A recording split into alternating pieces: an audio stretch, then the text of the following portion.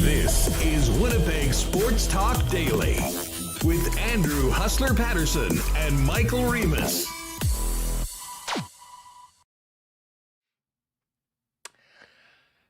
Hey gang, what's up? Welcome to another edition of Winnipeg Sports Talk Daily. Andrew Paterson and Michael Remis with you. And we're packed. It's opening day at the Downs tonight. Darren Dunn's going to join us later on in the second hour of the program. And we will also resume the rivalry of our head-to-head pick contest, myself with Michael Remis. There is unfinished business from yours truly after taking an L last season. Tonight, redemption begins with our bets on tonight's track. So Darren Dunn a little bit later on, but we've got lots to get to, and it's going to be real fun. Our two favorite dudes from the Freep, Jeff Hamilton and Mike McIntyre, will both be joining us from outside the city of Winnipeg. Hammer will pop on in about 45 minutes or so from Regina. The Bombers and Riders the Bombers finish up their preseason with a pretty skeleton roster sending out west. Of course, this game was supposed to be played 8 days ago, got moved to today because of the uncertainty about the labor deal. Now they got it done, but it's a quick turnaround for the Blue and Gold, having played just 4 days ago. So almost no recognizable names making the trip. But we will talk more about the Bombers, where they're at right now, look ahead to the opening of the season. And of course, Jeff's been all over the Jets situation as well. The latest with Barry Trotz and more. So we'll talk all about that with the Hammer. And I'm sure we'll get into some Jets talk as well with Mike McIntyre and more, who's going to be joining us from Germany. This is cool. Of course, Aaron Cockerill, our top golfer from the province, has been making a name for himself over on the European Tour. Next week, he gets his first PGA Tour start at the RBC Canadian Open. And Mike is headed overseas, hooking up with Aaron, finding a little bit more about the grind of the European Tour, and look ahead, of course, to next week's RBC Open and his PGA Tour debut in Canada. So lots to get to, and of course, the result that we were all hoping for last night, the Rangers win to move into the conference finals and get the Jets that second first-round pick. We'll get to that with Michael Remis in just a second. A big thank you to all the sponsors that make Winnipeg Sports Talk happen each and every day. Our friends at Aikens Lake Wilderness Lodge, Vita Health Fresh Market, F Apparel, Wallace & Wallace, Culligan Water, Royal Sports, Manitoba Battery, the Nick and Nicky DQ Group, Boston Pizza, Princess Auto, Little Brown Jug, Not AutoCorp, Breezy Bend, Cinnaboy Downs, of course, opening night tonight, Canadian Club Whiskey, and our betting partners over at Coolbet Canada. Well, let's get Remis in here and get this show going. Remo, what's up? You got any trees down in your yard or anything like that? Everything's still intact since the last time we spoke 22 hours ago. What an insane last day that it's been weather-wise around here. Yeah, I don't have any trees down. We did have my fence in my backyard blew open. Was worried that someone was trying to get in. No, it was the wind. And then I just went outside. My barbecue cover got torn off by the wind, so I just went and put it back on. So pretty minor stuff. But it was crazy. I played hockey last night. I got out of the rink at 11:30, and it was pouring. I was like, does it ever end? What's going on here? This is crazy. Yeah, last night was nuts. I mean, I was out watching the hockey game and then went home. A bunch of my associates did, by the way. I should give a shout out to all the competitors in the $5,000 Booty Shake Monday Tournament of Champions, which apparently took place last night at the Palomino Club. Big night on the Monday. We should have been there on location with coverage. Know what? Listen, sideline reporter. What were we thinking? I know. Tournament of Champions? On my part. Exactly. I think they had all the winners from the previous Booty Shake Mondays of the year all going head to head or booty to booty in this case for a $5,000 cash prize. So if you're with us in the YouTube chat and you were there last night, feel free to give us some insider's account on all the excitement and entertainment that was down at the PAL last night. Yeah, who cares about the conference final? We got the tournament of champions here. We're gonna have a guest on talk about it. Who's hosting? Breakdown. Who is DJ hosting Finesse, that? Finesse was DJing. I know. I'll text him later on and see if we can get a full rundown of everything that happened tonight. Of course, we're joking. I'm not joking. Well, okay, you're right. There is some interest. There is some interest, of course, as to what was going on there last night. But for most Jet fans, it was all eyes on Carolina last night, Rima. We knew what the stakes were. If the Rangers could win, the Winnipeg Jets got a second-round pick and a second first-round pick in the draft, moving the Rangers second-rounder to a first-rounder. And was that appropriate or what? Andrew Copp getting the icing the game with the empty netter. And the Rangers, after that great start, getting a couple goals early, which was so huge, able to finally beat the Carolina Hurricanes on the road and move on to the third round. And as I said, Ranger fans are happy because they're still in the hunt for the Stanley Cup. And Jet fans are happy because, you know what's better than one first-round pick? 2 first-round picks, and the Jets have them now, and that'll make our draft discussions that much more interesting over the course of the next 5-6 weeks till the draft gets going in Montreal. Yeah, not 1 but 2 first-round picks. We'll sound off the alarm here. This is what you do when you get big win, big win last night for the Jets. Don't have any actual in-game action, but cheering for the Rangers and getting that additional pick. I think we thought there was an outside chance maybe Shesterkin could carry them. I think he's definitely been up and down in the playoffs, but I think their top 6 very strong. A lot of that, Andrew Copp, him and Artemi Panarin have been quite a match. Jacob Trouba keeps laying people out. Another victim, Seth Jarvis, hopefully he is okay. But the one thing we talked about, again, goaltending last night in Carolina, just horrible luck with goalie injuries. Freddie Anderson, I thought, when I picked Carolina to go to the Cup final in my bracket, I assumed Freddie Anderson would be missing, a game, another game, a couple games. I didn't think he'd be missing 2 series. We don't really know what's going on. And then yesterday, another goalie injury, Antti Ranta goes down. They bring in the third string goalie. And I see a lot of people poo-pooing the Rangers' success going up against Pittsburgh, who had goalie issues. And now Carolina goalie issues. Who cares? Well, it's done. They're in the third round, and the Jets get the pick, but it's going to be a lot tougher for them next round against Andrei Vasilevsky. Yeah, exactly. That's a little bit more than the third stringer Louis Domingue and the third stringer of the Carolina Hurricanes. And yeah, that whole Anderson situation was. Listen, the goaltending has been a bit of an Achilles heel for the Canes the last few years. They moved off from Mrazek and Ned and, completely flipped it around. They got Freddie Anderson, who had an incredible regular season, but wasn't able to help his team come playoff time. Antti Ranta was pretty good. He got knocked out last night. They went to the AHL, or Pachekov, or whatever the guy's name is. Listen, Carolina's a heck of a team. And I think they will look back and realize that, listen, they did have some pretty unfortunate injuries, particularly in net. I'm not sure whether that was the difference. But when you never win a game on the road, you're probably not making it to the third round. No team's ever done it before. No team still has done it after the loss last night at home for the Carolina Hurricanes. But from a Jets perspective, listen, Jacob Trouba, Andrew Copp, our old pals, got the job done.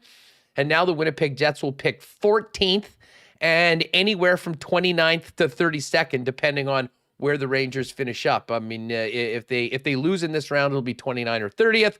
And if they somehow beat the Tampa Bay Lightning, it'll be 31st or 32nd. But listen, it's just going to give us some more things to talk about. And listen, I know there's already some people in the chat saying, hey, with this extra pick, use that one and the 4th and the 14th pick to move up. I think it was Frosty that suggested move up to 5th or to try and get the 5th or 6th pick.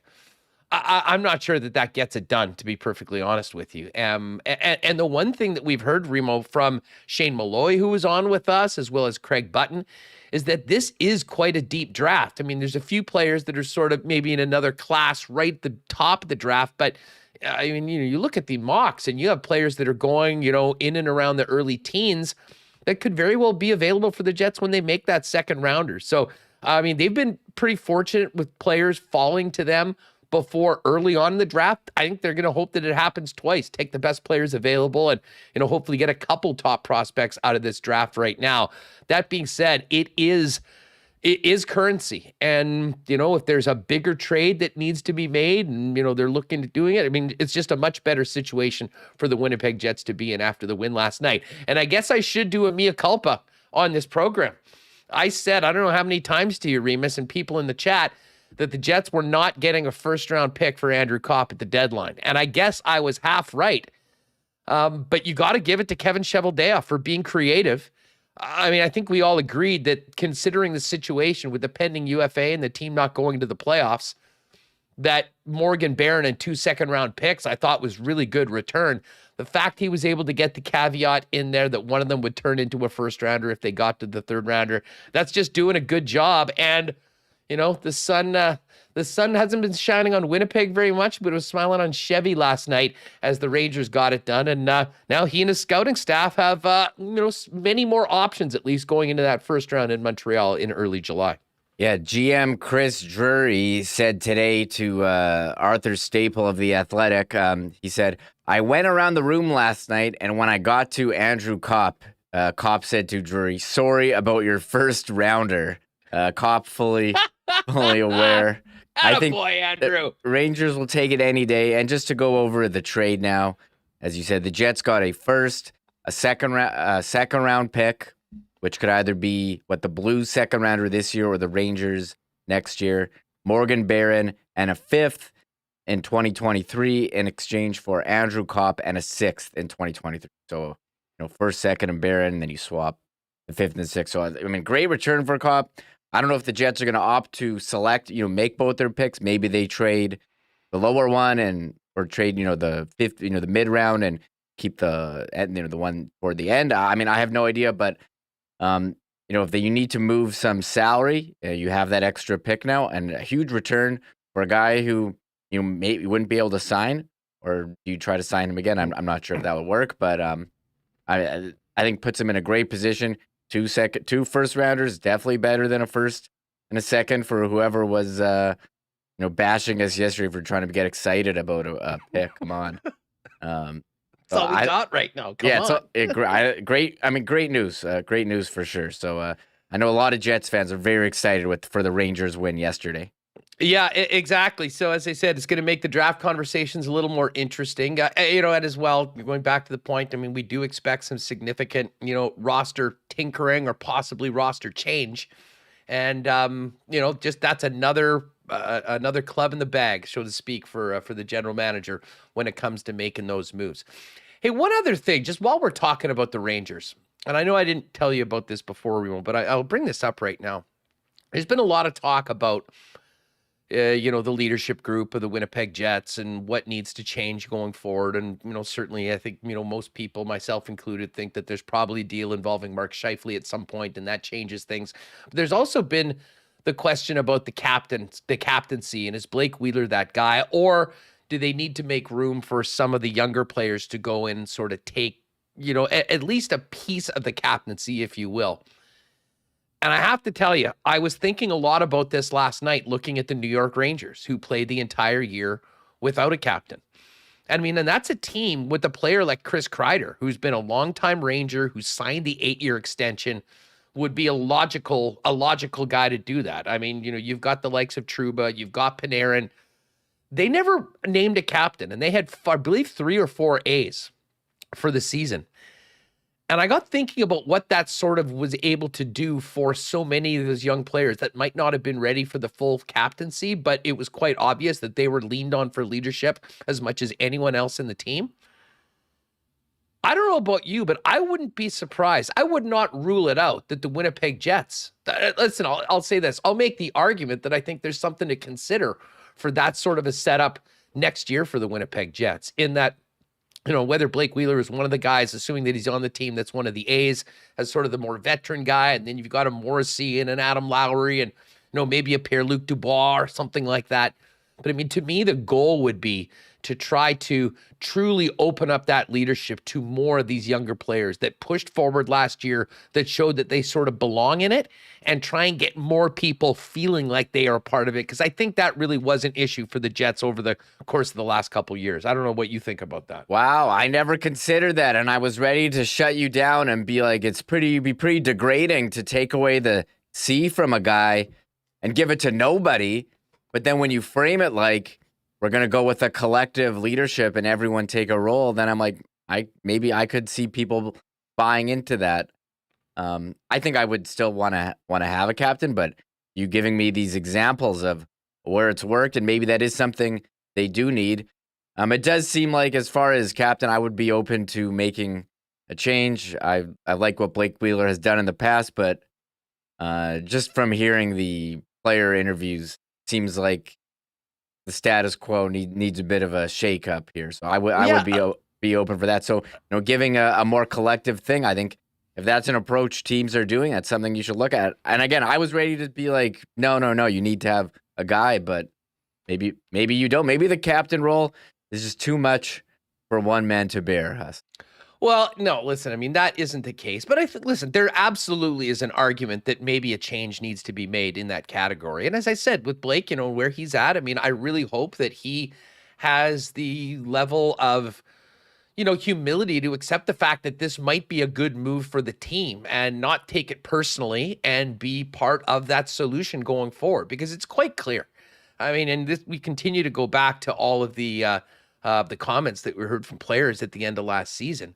There was a lot of, the younger players, if you will, the Nikolai Ehlers, the Kyle Connors, the Pierre-Luc Dubois, that, don't have letters on their jersey, that were pushing forward and were becoming real leaders on this team. And, I think you want to do everything you can to sort of nurture that and promote that. At the same time, maybe without putting all of the pressure, which I think got to Wheeler at times, of being the captain in a Canadian market. And I think there's a lot of similarities in some ways between the Winnipeg Jets and the New York Rangers, with where they're at, sort of the age of their core younger players that are pushing forward, that will really be taking them forward. And I think that the way that Gallant handled it this year, without naming a captain and really leaning on all of those players to step up, do more, and be like a captain on and off the ice, it's obviously worked well. So, and I think it's probably an easier change to do that. It's not like you're ripping the C off, but if you've got a new coach that comes in, hey, we're going to have a more collective leadership group. Maybe that takes a little bit off of Blake Wheeler and frees him up a little bit more. I mean, I think there could be some positives on that. But I certainly think that regardless of how you set this up, empowering those players that we just mentioned to sort of walk the walk after the talking that we heard at the end of last season, to be part of that solution and, to show that leadership. I think this team definitely needs that. And, I hadn't thought a lot about it beforehand, but I was thinking a lot about it last night, watching the Rangers do what they've done so far in this playoffs, the way they've done and the contributions they got from so many. And, not taking the easy route, which would have just been slapping the C on a guy like Chris Kreider's chest. I think it's really worked out well. And I think there's a reason to give that some strong consideration if you're Winnipeg. But of course, before they do that, Remis, you have to find out who's going to be making that call as the head coach of the hockey team. Yeah, I don't know if this qualifies as news for Trotz Watch, but we did have a bit of a story from Murat Atesh on The Athletic today. We will be having him on tomorrow and discussing it, as I put up the graphic. Murat reporting. Get that graphic up. Yeah, you can't have Trotz Watch without the graphic. Podcast listeners, you'll have to check out our YouTube for that. Murat saying that sources tell The Athletic that Scott Arniel is a near lock to be part of Winnipeg's next coaching staff, likely in the role of associate coach. Arniel has been an assistant coach with the Capitals for the last 4 seasons. Before that, worked with Alain Vigneault in New York. And of course, he's previously worked for the Moose as assistant coach 2000 to 2002. And then he got hired again in 2006 by the Moose. I found this pretty interesting. We'll talk, get more into it with Jeff later on. But just the fact that you would hire, an associate coach before hiring the head coach. Seemingly, I think the head coach traditionally would hire their own assistants. So I'm not sure what to make of that. I find interesting. That is what Murat is putting out there. Now he says near lock. I don't know what near lock means, but Scott Arniel near lock to be, according to Murat. That's interesting. Now, there'll be a section of the Jet fans that'll just crap on this just because, Arnie has connections to this organization. I will remind everybody that in 4 years as the head coach of the Manitoba Moose, he never had less than 40 wins, had a 50-win season, and did take them to the Calder Cup finals. Has some NHL head coaching experience after the year and a half with Columbus. And, of course, has worked with some pretty damn good coaches in both New York, with Alain Vigneault going to the Cup final in 2013-14, and then with Peter Laviolette with the Washington Capitals. I think of this, like, Dave Poulin, I thought, did a great job of breaking this down for us when he was in the front office. Remember, he was always telling about the names in his drawer, guys that you believe in, that you think have great potential, you think are good coaches, that you could be leader of men, and those are the guys on your list. Well, I'll tell you what, I think Scott Arniel has earned that with the folks that are running this hockey club. But to your question about how it works, if you haven't hired your head coach yet, absolutely, that's a question. Now, potentially, and I don't want to get ahead of ourselves here because, as we know, some people in this market have gotten ahead of themselves and you end up looking dumb. I would have a hard time imagining that this move would not... Listen, if you're that all in on Barry Trotz, I don't think you get to this point if that hasn't maybe been discussed. If you're all in on your number one choice, the associate coach is not going to be the deal breaker. I wouldn't say it. But it is interesting. The bottom line is, Remis, we do know that they are very much still in the hunt for Barry Trotz, but at the same time, I think looking to fill out, they've got a number of other candidates that they're working on, because you do have to have a plan B right now. And what's interesting, based on the reports we got from Murat, you just wonder how exactly Arniel fits in, depending on who is the next head coach. Yes, I would agree with that, and this is something we're going to be monitoring as we move forward, and we'll have more later on with Jeff Hamilton. You got it. All right, we're going to head over to Germany in just a second and hook up with Mike McIntyre, who is really on location today for the Winnipeg Free Press. Big shout out to our friends at Aikens Lake Wilderness Lodge, who are dealing with the weather, but welcoming guests back for the first time consistently in the last couple years. If you're looking for a world-class fly-in fishing experience, just 2 hours from the city, Aikens Lake is the spot. We're going to be out there later on. We'll show you some pictures of some monsters pulling out of the lake. But you can find out more information on how you can get out to Aikens at aikenslake.com, or hit him up on Twitter at our good friend Pitt Turan at Aikens Lake. Wallace & Wallace, great sponsors of ours. Winnipeg's fencing and overhead door specialist, serving the community since 1946. Listen, if you need a fence, folks, if you need the security and protection of one, or if winter's done a number on your old one, they've got you covered with vinyl, ornamental, welded wire, chain link, or wood options. And if it's time to replace your garage door, Wallace & Wallace has Winnipeg's largest selection of overhead garage doors. Give them a call at 452-2700. One of their experts will arrange a time to come out and give you a free estimate. You can also pop down to their showroom on Lawson Road off Kenniston, or visit them online at wallacefences.com. Summer's here, wedding season is back, and you might be realizing, oh, damn, I haven't worn this suit in a while. Hey, guys, everyone needs at least one suit that fits and looks great, and the experts at F Apparel can get you suited up in a custom suit made to your liking and specifications and styles, starting at just $400. And hey, if you're in a wedding party, got a great deal where the wedding party will get 15% all of their suits, and it won't just be one and done for the wedding that you're involved in. 190 Smith Street downtown. Find out more information online at epphapparel.com. And of course, our friends at Vita Health Fresh Market continue to power the community and provide great prices on Winnipeg's best selection of natural organic supplements, products, beauty products, and groceries.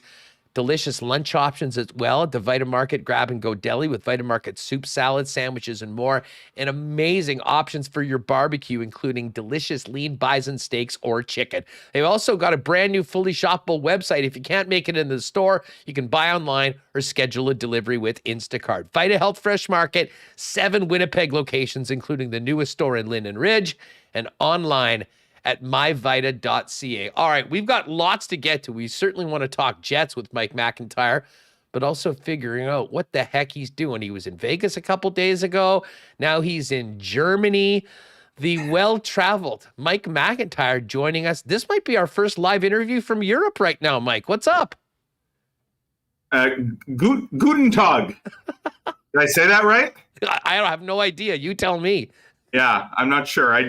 Google Translate tells me that means good day. It's actually good evening over here. Of course, there's a 7-hour time difference, so it's actually well into Tuesday evening as we chat here. And I'm running on fumes, Huss. As you mentioned, my wife and I, we were in Vegas for a week of vacation, got back around Sunday at midnight, and had a quick 12-hour pit stop at home to do some laundry, repack, see the kids, see the dogs, and then was back for a 16-hour travel day yesterday that carried into today through Toronto, through London.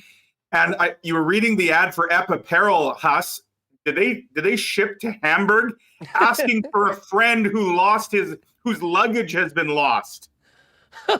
Come on. This is literally all I have right now. My luggage apparently didn't get on the plane from Toronto to London, England last night, so it was left behind in Toronto.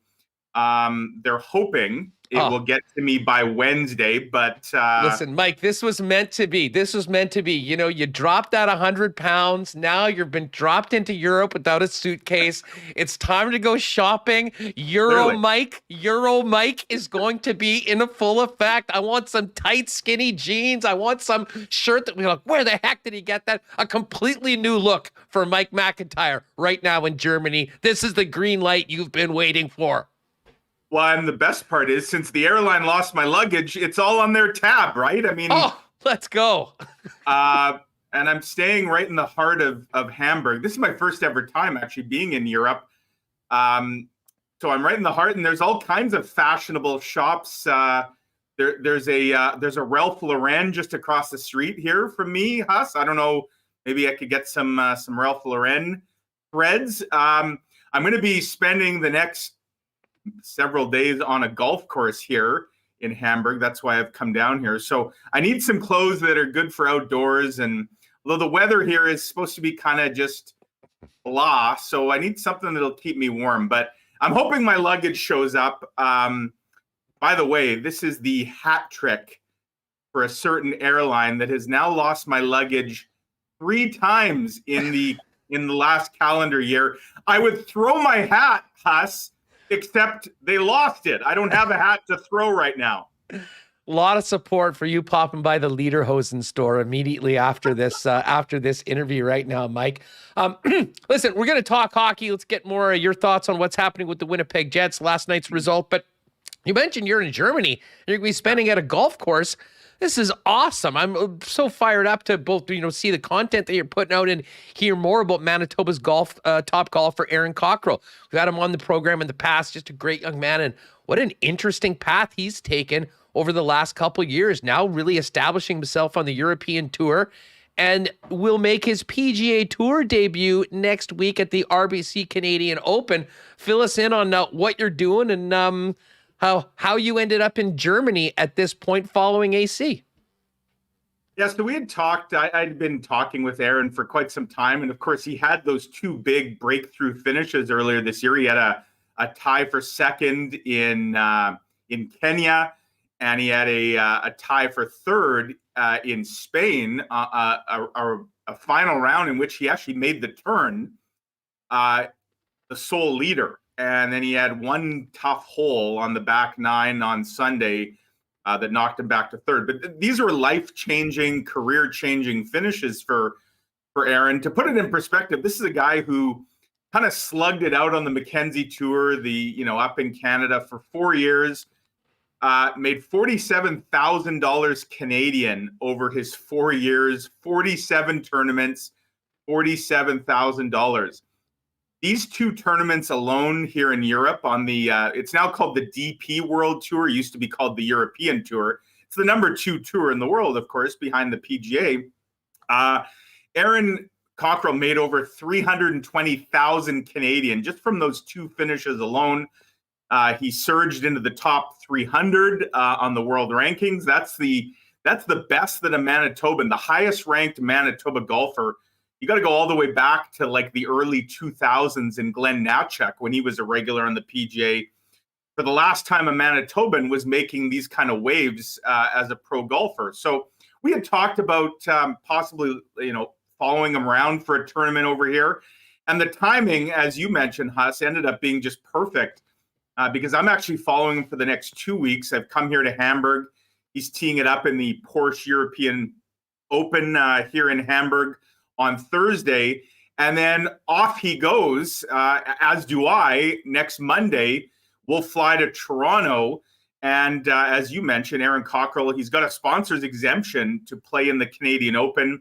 And so he will make his PGA Tour debut, and I'll be following him. And I wrote a column on kind of laying it out, teeing it up today. But the whole idea of this is I'm kind of putting together a real extensive behind the scenes, on the trail of feature that's going to run not this Saturday, but next Saturday in the Winnipeg Free Press, and just kind of look at everything about Cockerill, his career, what got him here, and all the people who've helped him get to this stage. So yeah, it's 2 big weeks in his career, and certainly 2 really interesting weeks in my career. This is the longest road trip I'll have been on in terms of distance, and really looking forward to it. There's a great field here this week, Huss, in Hamburg. Let's see, Tommy Fleetwood is playing. Martin Keimer is playing. There's a number. Paul Casey is playing. Henrik Stenson is playing in this event. Beautiful golf course. There's a 700-yard par 5 on this course. 700 yards. It's one of the longest golf courses in the world. Almost 7,800 yards. So looking forward to seeing the course. I'll head out there tomorrow when Aaron plays a practice round. And then, of course, St. George's next week and the Canadian Open, and all kinds of big names are going to be there. Scotty Scheffler, Rory McIlroy, Dustin Johnson, Justin Thomas, Corey Connors, and now Aaron Cockerill. Just before we get off golf, you're, of course, there. Next week, I believe, is also the first event of the Saudi tour, the Live Tour. And they were supposed to announce the guys that were making the move to the tour last week. It didn't happen. I think there's still a lot of speculation. I'd imagine that will be a big topic in and around Hamburg this week, because a number of those players, especially the top Euros, have been rumored that they're going to take the money and essentially leave the PGA Tour as playing members and play in this. And that has been maybe the biggest story behind the scenes in the world of professional golf, and a big part of the reason why we haven't heard a peep from Phil Mickelson in over 2 months. For sure. And of course, there was talk of, them poaching some really big names in the pro golf world. And a lot of guys have come out and distanced themselves from that. But it will be interesting. And I know the Canadian Open, they've said that they don't feel like their talent pool is going to be diluted. But certainly here in Europe, you're bang on. That is a hot topic. And it's something I plan to get into a little bit. I'm actually going tomorrow. Henrik Stenson is doing a news conference. He's kind of the marquee name, of course, here at this event. And I'm sure he will be asked and have some things to say about it. But yeah, what that means, Huss, potentially, is that for guys like Aaron Cockerill, who started this year without full status on the European Tour, he didn't crack the top 100 last year. So he didn't have the full ride, if you will. Now he's earned his way now into some additional tournaments because of what he's done early in this season. But there's a number of guys who every week they kind of hold their breath to see what the field is, to see if they can get in. There's no Monday qualifying going on over here in Europe. There's a whole extensive list. I think there's like 21 different exemption categories. And, as the week sort of goes on, you see guys and the bar kind of gets lowered and guys get in. So I'm sure there are guys on that list who would have no issue if a bunch of bigger names here decide to go take the money out in Saudi Arabia. No doubt. Well, hey, fingers crossed that Aaron has a great week and gives you all sorts of neat things to talk about on the European tour. And I can't imagine a better accompaniment for your big feature in 2 Saturdays than to have him make the cut at the RBC Canadian Open and be playing on the weekend. And of course, we'll be all over that here on Winnipeg Sports Talk. Let's get to some Jets talk right now, Mike. And hey, I said it earlier on the program, but a mea culpa and really a tip of the cap to the general manager of the Winnipeg Jets, Kevin Cheveldayoff. We talked for so long about what the price for Andrew Copp would be. I said, hey, they're just simply not getting a first-round pick for him. And well, they didn't, but, a creative condition with the New York Rangers. And lo and behold, they win last night, thanks to Andrew Copp and Jacob Trouba.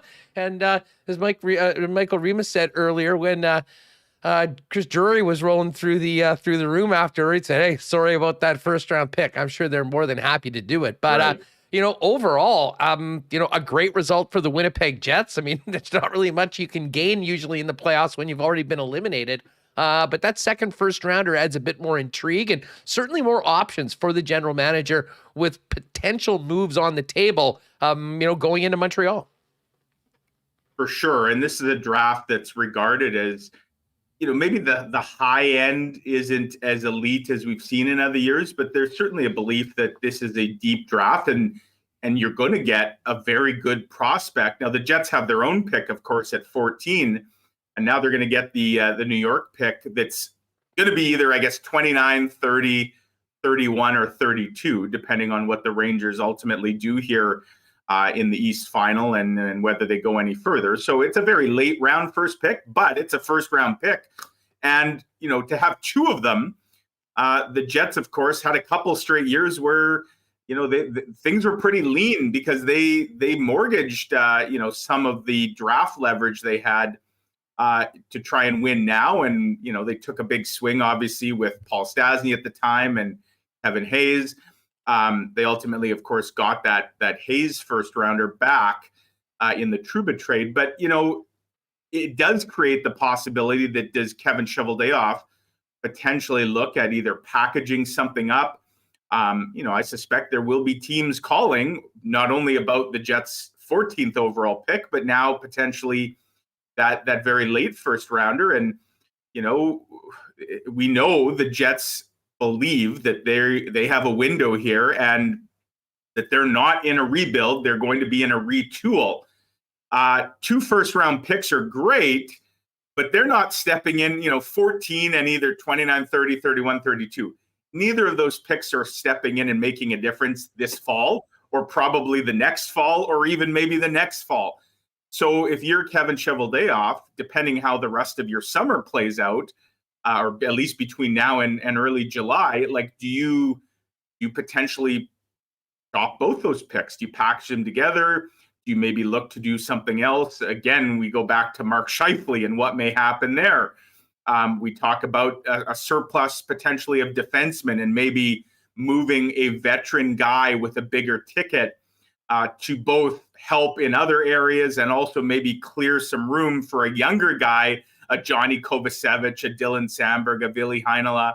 And again, this just gives all kinds of extra flexibility and good on, as you say, good on Kevin Cheveldayoff and hey, good on Andrew Copp.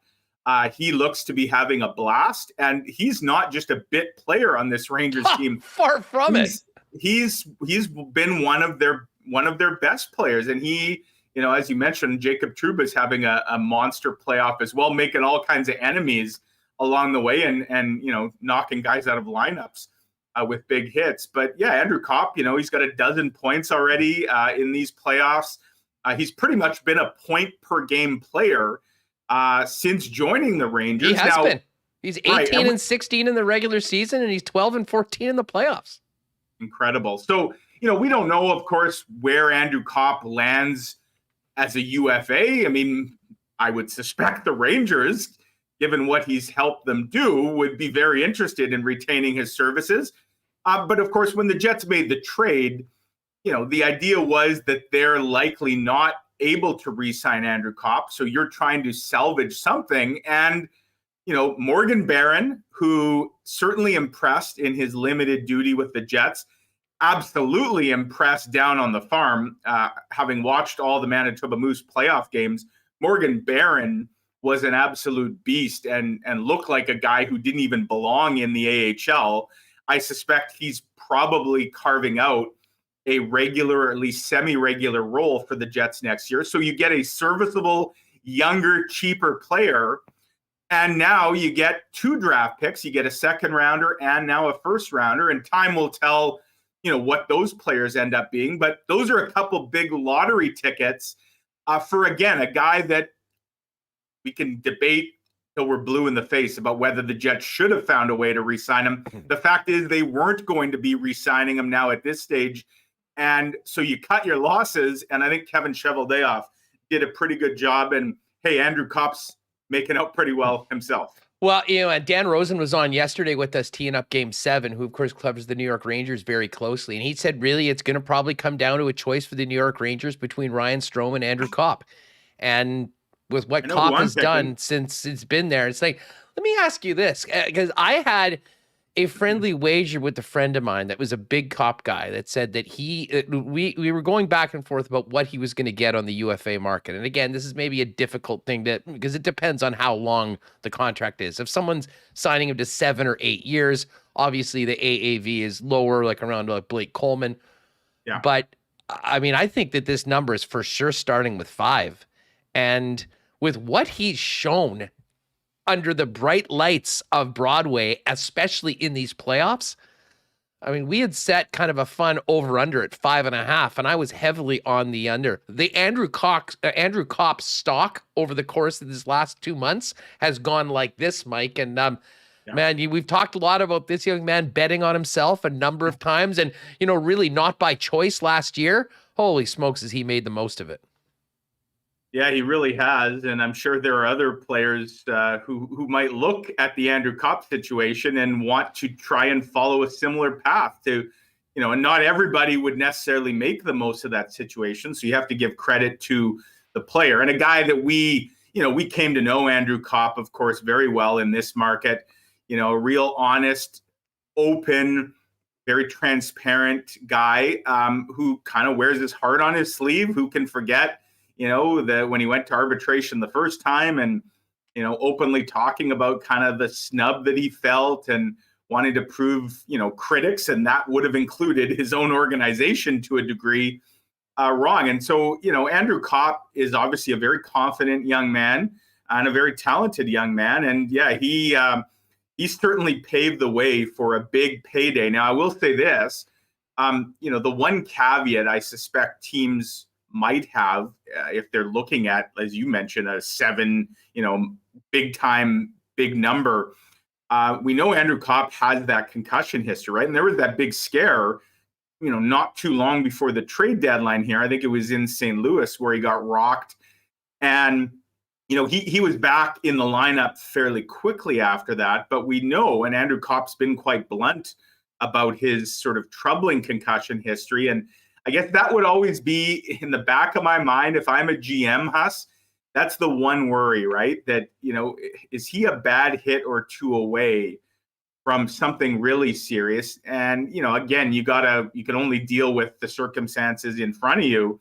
And right now, Andrew Copp is the ultimate sort of versatile guy. You don't find a lot of players in this league who can be on your top power play unit, your top PK unit, who could play a shutdown role, but who you would also probably want out there in the final minute of a game when you're down a goal and you need some offense. A guy who can win faceoffs, a guy who can play wing, a guy that makes everyone around him better. Andrew Copp checks off really all the boxes of what you want in a hockey player. And, it's unfortunate, of course, that he's not here kind of beyond his time here in Winnipeg, but as you say, the Jets probably made out pretty well in the long run for what they got in return. No doubt about it. Hey, big shout out to everyone in the chat. Faith Thomas, welcome to Winnipeg Sports Talk, all the way from California. Great to have you with us, Faith. You're kind of focusing more on the Winnipeg Jets, but I want to take this back to the Rangers for a minute, Mike, and I'm not sure if you heard me talking to Remis before we brought it on. But we've talked a lot about the leadership group of the Winnipeg Jets and, the tweaks or changes that they might like to say. And, a big part of that has been, well, where's Blake Wheeler going to be next year? I mean, assuming that he's on the team, is it status quo? Is he still the captain? Do they want to make some changes? And I could not help but look at the Rangers, who played without a captain all year long. And it would have been so easy for Gerard Gallant to look at a long-term Ranger like Chris Kreider, who committed to the club, 8-year deal, slap it on him and go forward. But it really did seem like they created the environment where you had A's on a number of key younger players that all sort of took a piece of the captaincy and played with that both on and off the ice. And we've seen the results. I'll be honest, I didn't spend any time thinking about this until last night, but we got talking about it during the game, and I've been thinking about it last night. And I'm here to tell you right now that I think that there should be some consideration of doing something like that. And it's not a matter of ripping the C off to give it another guy. But I mean, the thought process behind it would be open up and allow some of these young players that showed a lot of leadership last year during some tough times to come and get a piece of it. I think there could be some real benefits for Blake Wheeler himself as well, if he sort of buys into that. But for a team that I think needs to get more and feel more input from the entire group, I think that New York Ranger team, with the way that they handled the captaincy and that leadership group this year, might be an interesting blueprint to consider for a Winnipeg Jet team next year. What do you think? Yeah, and especially when you have a lot of, powerful younger voices in that room that I don't want to say they're being silenced, but they maybe don't have the authority that wearing a letter brings. And yet we saw example after example of that, whether it was Nikolai Ehlers, Kyle Connor, Pierre-Luc Dubois. By the way, Huss, did you see Pierre-Luc Dubois after the final game the other day? Oh, yeah. I mean, first of all, Pierre-Luc Dubois was a beast in the Worlds, and not surprised. He was a beast, most games with the Jets this year.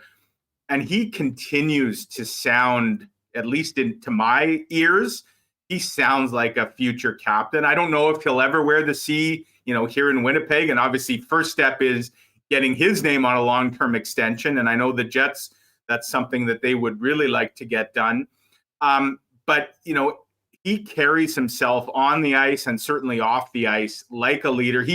You watch him play and you hear him speak, and you can see why, guys would want to go to battle with Pierre-Luc Dubois kind of in their camp, right? So I like where you're going with what you've said, because I do think there are a number of players here, waiting for that opportunity. And the older guard, if you will, Wheeler and certainly Mark Scheifele, who the one alternate in Scheifele, Josh Morrissey, of course, alternate as well. He hasn't worn the letter quite as long.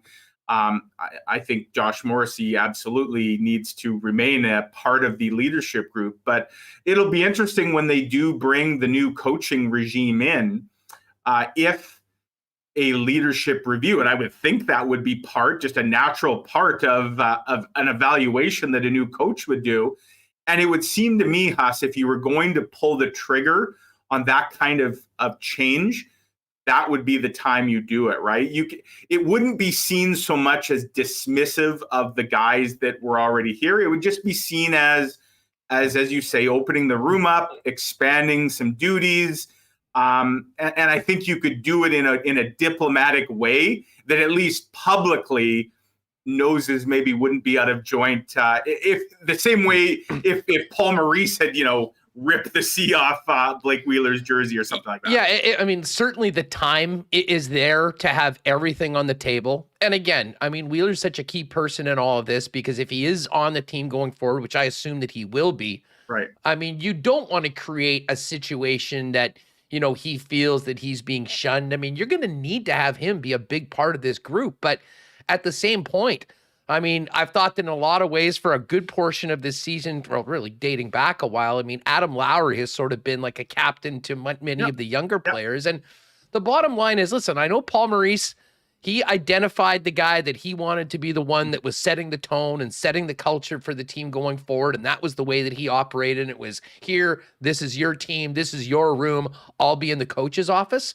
It didn't work, Mike. And I really do think that there is a number of arguments that, would indicate that maybe they should handle things a little differently. And I think it'll be very important for Blake to kind of realize, and I think we've heard from him, especially at the end of the season, kind of, reading the room a little bit and understanding that. And if there was a buy-in from him, I think that you could still get a ton out of Blake Wheeler. All the things that, he does bring to the organization and brought to the captaincy, the positives I think could still be there. But I think it is imperative for the Winnipeg Jets to, expand that group with some players that showed that they belonged in it, empower them to be part of the change that we heard so many of them talking about it. And I really think that as much as we talk about what happens on the ice, if you had, 3 guys that were wearing the A's on the road and 3 guys that were wearing the A's at home, and you had a bigger group like that, I think there could be some serious benefits. And I imagine that that'll be a topic that we get to first and foremost once we get a new head coach and see where that goes. You hearing anything on that right now? What's the we're doing multiple Trotz watch updates throughout it. You got anything for us on that front, and maybe just comments on Scott Arniel, who's reportedly close to being, I believe Marat referred to him as a virtual lock to be, I guess, an associate coach with the club. So as you mentioned, I was in Las Vegas last week. My wife and I just on a vacation. We had a great time, and I was keeping my eyes peeled for Barry Trotz on the Strip.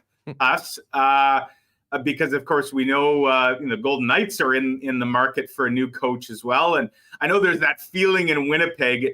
There's just that feeling that Vegas always comes along and takes everything that Winnipeg wants, right? Like, Mark Stone was a perfect example. A lot of folks thought the Jets were going to get Mark Stone, and he ends up in Vegas. And of course, Mark Stone being a Manitoban, now you've got Barry Trotz, and there's this feeling, oh my God, they're going to go do it again, aren't they? So we believe that Barry Trotz has had conversations with Vegas and obviously a number of teams. I did not see him in any Vegas casinos over the last week, Huss. Nor do I see him here in Hamburg, Germany. So Trotz watch, at least from my eyes, he's probably a little distance away from where I am these days. That being said, I mean, I think we knew that Barry Trotz was very much in the driver's seat here. And, this was going to move at the pace that Barry Trotz wants it to move.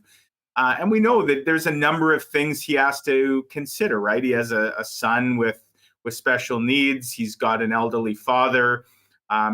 He's a guy who can kind of pick his spot and also take his time. Does that mean that other teams potentially grow impatient? And, they fear that they're going to be, the musical chair game. They're going to be left when the music stops without a chair. Perhaps. I don't think the Jets are going to panic and just, say at a certain point here, all right, Barry, if you can't make up your mind, we're moving on. The Arniel thing is interesting. So Scott Arniel was a guy I wrote about this long time ago when I just rattled off some potential candidates. And Scott Arniel was certainly on that list. Not because I had any inside intel that Arniel had a track on the job, but just because I know True North quite well, having covered this team for a long time. I know how they work. I know how they think to a degree, and I suspected that Scott Arniel was a guy who was going to be of great interest to them. Based on his track record, his connections to this city and this organization. So what is interesting is that traditionally, of course, you hire the head coach first, and that coach would round out, his coaching staff. In a way, it feels potentially putting the cart before the horse. If you have sort of one piece of a new staff kind of waiting in the wings here, you better hope that the guy that you want is okay with that. And I suspect that, maybe some of those conversations have already happened, but it is an interesting situation for sure. But ultimately it's one that Barry Trotz is going to decide how quickly or not this whole process moves. And I guess the Jets, they'll continue to do their due diligence. I know my colleague, Jeff Hamilton, who you'll be talking to here shortly, he reported last week about sort of an advisory committee that the team has struck. They're clearly leaving no stone unturned, and that's kind of the True North way, right? They're very thorough. They're also very quiet in how they go about their business. And I guess not a huge surprise that not a whole lot is leaked out on the Trotz watch and other fronts. But yeah, the Arneal connection is interesting, but ultimately not that surprising. He's a guy that I suspect the Jets have had great interest in, not just this year. They probably had great interest in him for a long time. And the idea of maybe bringing in him as an associate, and whether it's grooming him or having him assist in grooming others, mentoring, that sort of thing. I mean, almost a succession plan, especially if Barry Trotz, as we understand, has these aspirations that go beyond just behind the bench. We don't know what his timeline is potentially for coaching, but it does create the interesting sort of succession, mentoring kind of environment that I suspect could be a real healthy one around here. No doubt about it. All right, Mike, great chat as always. Thanks for doing this. Have a good time. Say hi to Aaron and wish him luck in the event in Hamburg. Get on out there. I want to see a picture on your Twitter feed later on with you looking like one of the cast of Sprockets from SNL after buying some of the height of current German fashion right now. Get on out and get after it. Just like the food here in Germany, I think if I were to throw the lederhosen on, I would look the worst. Us. Get out of here. Yeah. Nicely done. Hey, we'll look forward to all of your writing in the Winnipeg Free Press, and chat with you next week, getting ready for the RBC Canadian Open, and more on Aaron Cockerill. Great stuff. Right on, Huss. Enjoy the week. Take care. Appreciate it. There's Mike McIntyre of the Winnipeg Free Press. We are going to get to Jeff Hamilton in just a moment, but a quick water break, if you will. On our water breaks for the experts in all things water, Culligan Water, celebrating over 65 years, locally owned, serving Winnipeg and southern Manitoba. Culligan's got it all, whatever you need for the home, cottage, or office: water softeners, filters, bottled water coolers, whole home systems, and drinking water systems, and citywide water delivery services. You can pop down and see him at 1200 Sargent Avenue. Give him a call at 694-5180 or hit him up online at drinkculligan.com. Everyone needs batteries. The sun will eventually shine. We will be taking advantage of the brief summer to do all those great things we love outside, and you can't do it without powering whatever you're using, and that's why Manitoba Battery is now open until 8 p.m. with extended spring and summer hours. And of course, Manitoba Battery is where you're going to save time and save money, as opposed to going to the big box stores on all of your battery needs, whether it's for a hot rod you're working on, a golf cart, a boat, skidoo, or a sea-doo, I should say. Manitoba Battery's got you covered. You can give them a call at 783-8787. They can get it all ready for you, so you're in and out real quick. Up until 8 p.m. Again, they're at 1026 Logan Avenue and online at manitobabattery.com. Royal Sports is certainly ready for summer. So many great activities to get into if you haven't tried it before. Tennis, disc golf, and more. Not to mention the expanded soccer section, softball, baseball, fitness, shoes, and an expanded bike section that grows by the week. Whatever you need to dominate summer, Royal Sports is there for you, not to mention the best selection of licensed merchandise anywhere. It's all over at Royal Sports, 750 Pembina Highway. You can see the big expanded bomber section as well for the start of the season. And check them out on Instagram at Royal Sports Pembina for their latest merchandise drops and all their big deals. Well, we will be talking golf later on this week. It's the Memorial. Dustin Nielsen and I hit our Memorial picks today on the Lock Shop. No video of the Lock Shop today, so make sure to get it wherever you get your podcast. Just put in Lock Shop. It's good to go. Hitting the conference finals in the National Hockey League, the NBA's finals, and of course the Memorial this week. And whenever we talk golf on this program, we'll be talking a lot next week for the RBC Canadian Open. We do it for our friends at Breezy Bend Country Club. If you're looking for a great long-term home for you and your family, give Corey Johnson a call over at Breezy. Get on that waiting list, and we'll hope to see you out at the course next year. All right. Well, from one world-class international city to another, we go from Hamburg, Germany, to Regina, Saskatchewan, and welcome in Jeff Hamilton of the Winnipeg Free Press, who is in quite a regal setting there in downtown Regina. Look at that chandelier hammer.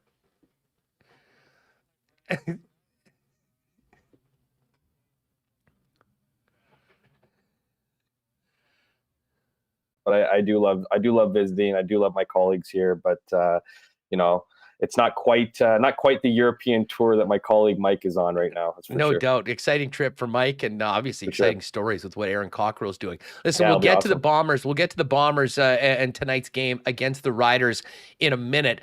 But let's get to some of these Jets topics we're talking about. First things first, nice result last night for the Winnipeg Jets, and a bit of a feather in the cap of Kevin Cheveldayoff to somehow create a deal where there was the potential of getting a first-round pick. And now the Jets have, a little bit more ammo, at least, going into that first round in Montreal with the 14th pick and a pick that will end up somewhere between 29 and 32. Yeah, absolutely. So I'm thinking to yourself, great work, Jets. I was like, well, what did I miss? I feel like I've been following a bunch of things. You should be great job, Andrew Copp and company. That should be where the credit lies. I mean, certainly credit goes to, the Jets for adding that into their trade proposal, which now, as you mentioned, Huss, turns from a second into a late first. And those picks matter. I mean, we've seen the Jets hit well on mid-round to later round selections. They're just going to have their work, out for them. And who knows, maybe they can package two picks and move up even closer to, that top spot. But just like you said, plenty of options. Certainly, a first is better than a second. There's no real big reporting in that from me, but clearly, the Rangers are on this what appears to be a magical run, and hopefully they'll play against a goalie who's a number one eventually, and we'll see how they do well. Yeah, listen, the third stringers that they hit in the first and second round. No, listen, hey. There's Vasilevsky and there's everybody else. Although I'll say the guy that they've got in net is certainly amongst the four remaining goalies. The next guy I'd want in net after Andrei Vasilevsky, even with home ice though for the series of the New York Rangers on account of one more win in the regular season. I think Tampa a pretty strong favorite. And of course, we've got the game going up tonight, Colorado and Edmonton, which we'll maybe talk about a little later on. Obviously, Trotz Watch updates are always welcome here on Winnipeg Sports Talk. You joined us last week after you had the report, Jeff, that the Jets had the advisory committee where they'd met with Barry Trotz. What are you hearing right now? It seems pretty quiet. I know Elliot Friedman has said, this is not surprising. I mean, there was a number of teams that wanted to talk to Barry Trotz. He'd be a fool not to hear them out. Where are we at right now, and what is this doing to the Winnipeg Jets, who obviously have to have some sort of a plan B if they don't get the guy that they've targeted as their number one choice? Yeah, well, first off, that's a hilarious Trotz Watch situation. Remis dominating these days. Absolutely, yeah, no doubt. He's playing chess. The rest of us are playing checkers. Anyway, you know what? It is quiet.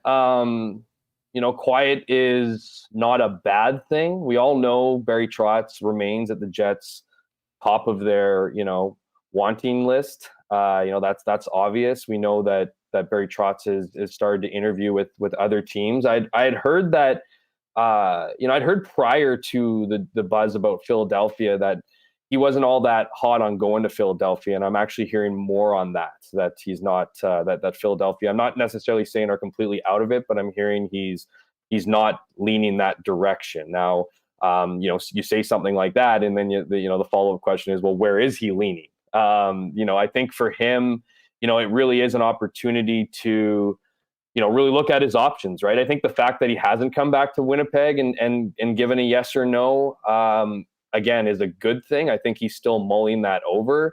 I really do think, as I reported before and other people have reported, as well, is that, there obviously is a management interest in there, whether you want to call it job security, whether you want to call it an opportunity to climb the corporate ladder and peek into the future, whether you want, the way I called it was a long-term solution, right? I mean, if you're looking to have Barry Trotz, evolve into, a position within your management, you're viewing him more than what I think a lot of teams not only are viewing him being the short term, whether that's, 1, 2, 3, 4 years of coaching, or what they can offer him, right? I mean, I think that's the big thing for Winnipeg is that they are one of the few teams who can offer him that kind of, want, which we know is high on his priority list. Now, what are other teams interested in doing? What could, Kelly McCrimmon, who has a close relationship with Barry Trotz, offer him in Vegas? Probably a fair amount, but he's probably not going to offer him his own job. What are Kelly's hopes down the line within the organization. Again, getting in a little bit too much into that, but maybe Vegas is an organization that can offer him something more than just a head coaching job, despite all the, what we know about that organization and how quickly kind of it gets rid of reputable coaches. So there is that. I have been hearing more and more buzz about something potentially happening in Seattle. And I think that might be the one thing that's holding this all up, that Seattle, I'm told, is supposed to, is mulling over some big decisions potentially this week. Now, could something happen there that would create an opportunity for someone like Barry Trotz to take over? Maybe not immediately go into a managing role, but maybe an opportunity to be like an assistant GM and a head coach. Who knows? How appealing would that be to him? Is that something he's waiting for? Is he waiting for other teams to kind of do their best, right? I think that's where we're at. Now, again, I mentioned, no news is kind of good news for the Jets, but the reality for Winnipeg is the clock is ticking. They need to do a lot of things in a small amount of time. And I think that's where things get interesting here, is that True North has Barry Trotz at the top of their list, but they're being advised that they need to move on, explore other options, because I think the fear in that camp is that if you hold on to, waiting for what Barry Trotz may or may not do, and you don't get, he isn't the guy, isn't the team that he chooses, that you might get left with some of your lesser options on your list. And so I think that really is the dilemma with Winnipeg right now, is how much longer can we hold off? Can we wait for an answer from Barry Trotz before we start seriously going down, other avenues? And if we seriously go down other avenues, how much longer do we want to wait on guys like a Kirk Muller, who I've been kind of reporting has been, a big potential piece of the interviewing process. I'm hearing buzz that he's getting close to getting an interview. I don't have an exact date or anything on that, but I think if you're looking at a guy, I think a lot of people are looking at guys like Kirk Muller. I know Derek Lalonde hasn't been brought up a lot. I mean, he's obviously still in the playoffs right now with Tampa Bay, but if you want to be in the mix with those guys and you wanted them to strongly be considered, you kind of need to make a decision. So I think that's where they stand. Now, I think, again, the fear is that, and it's nothing against them, but the fear is that if you wait too long and you don't get Barry Trotz and the other candidates you have on your list move on and sign with other teams, you're now forced to take on, again, like a Pascal Vincent or a, Scott Arniel or a Mark Morrison, someone in-house, someone that the Jets have that relationship with. And I think they might be fine with that.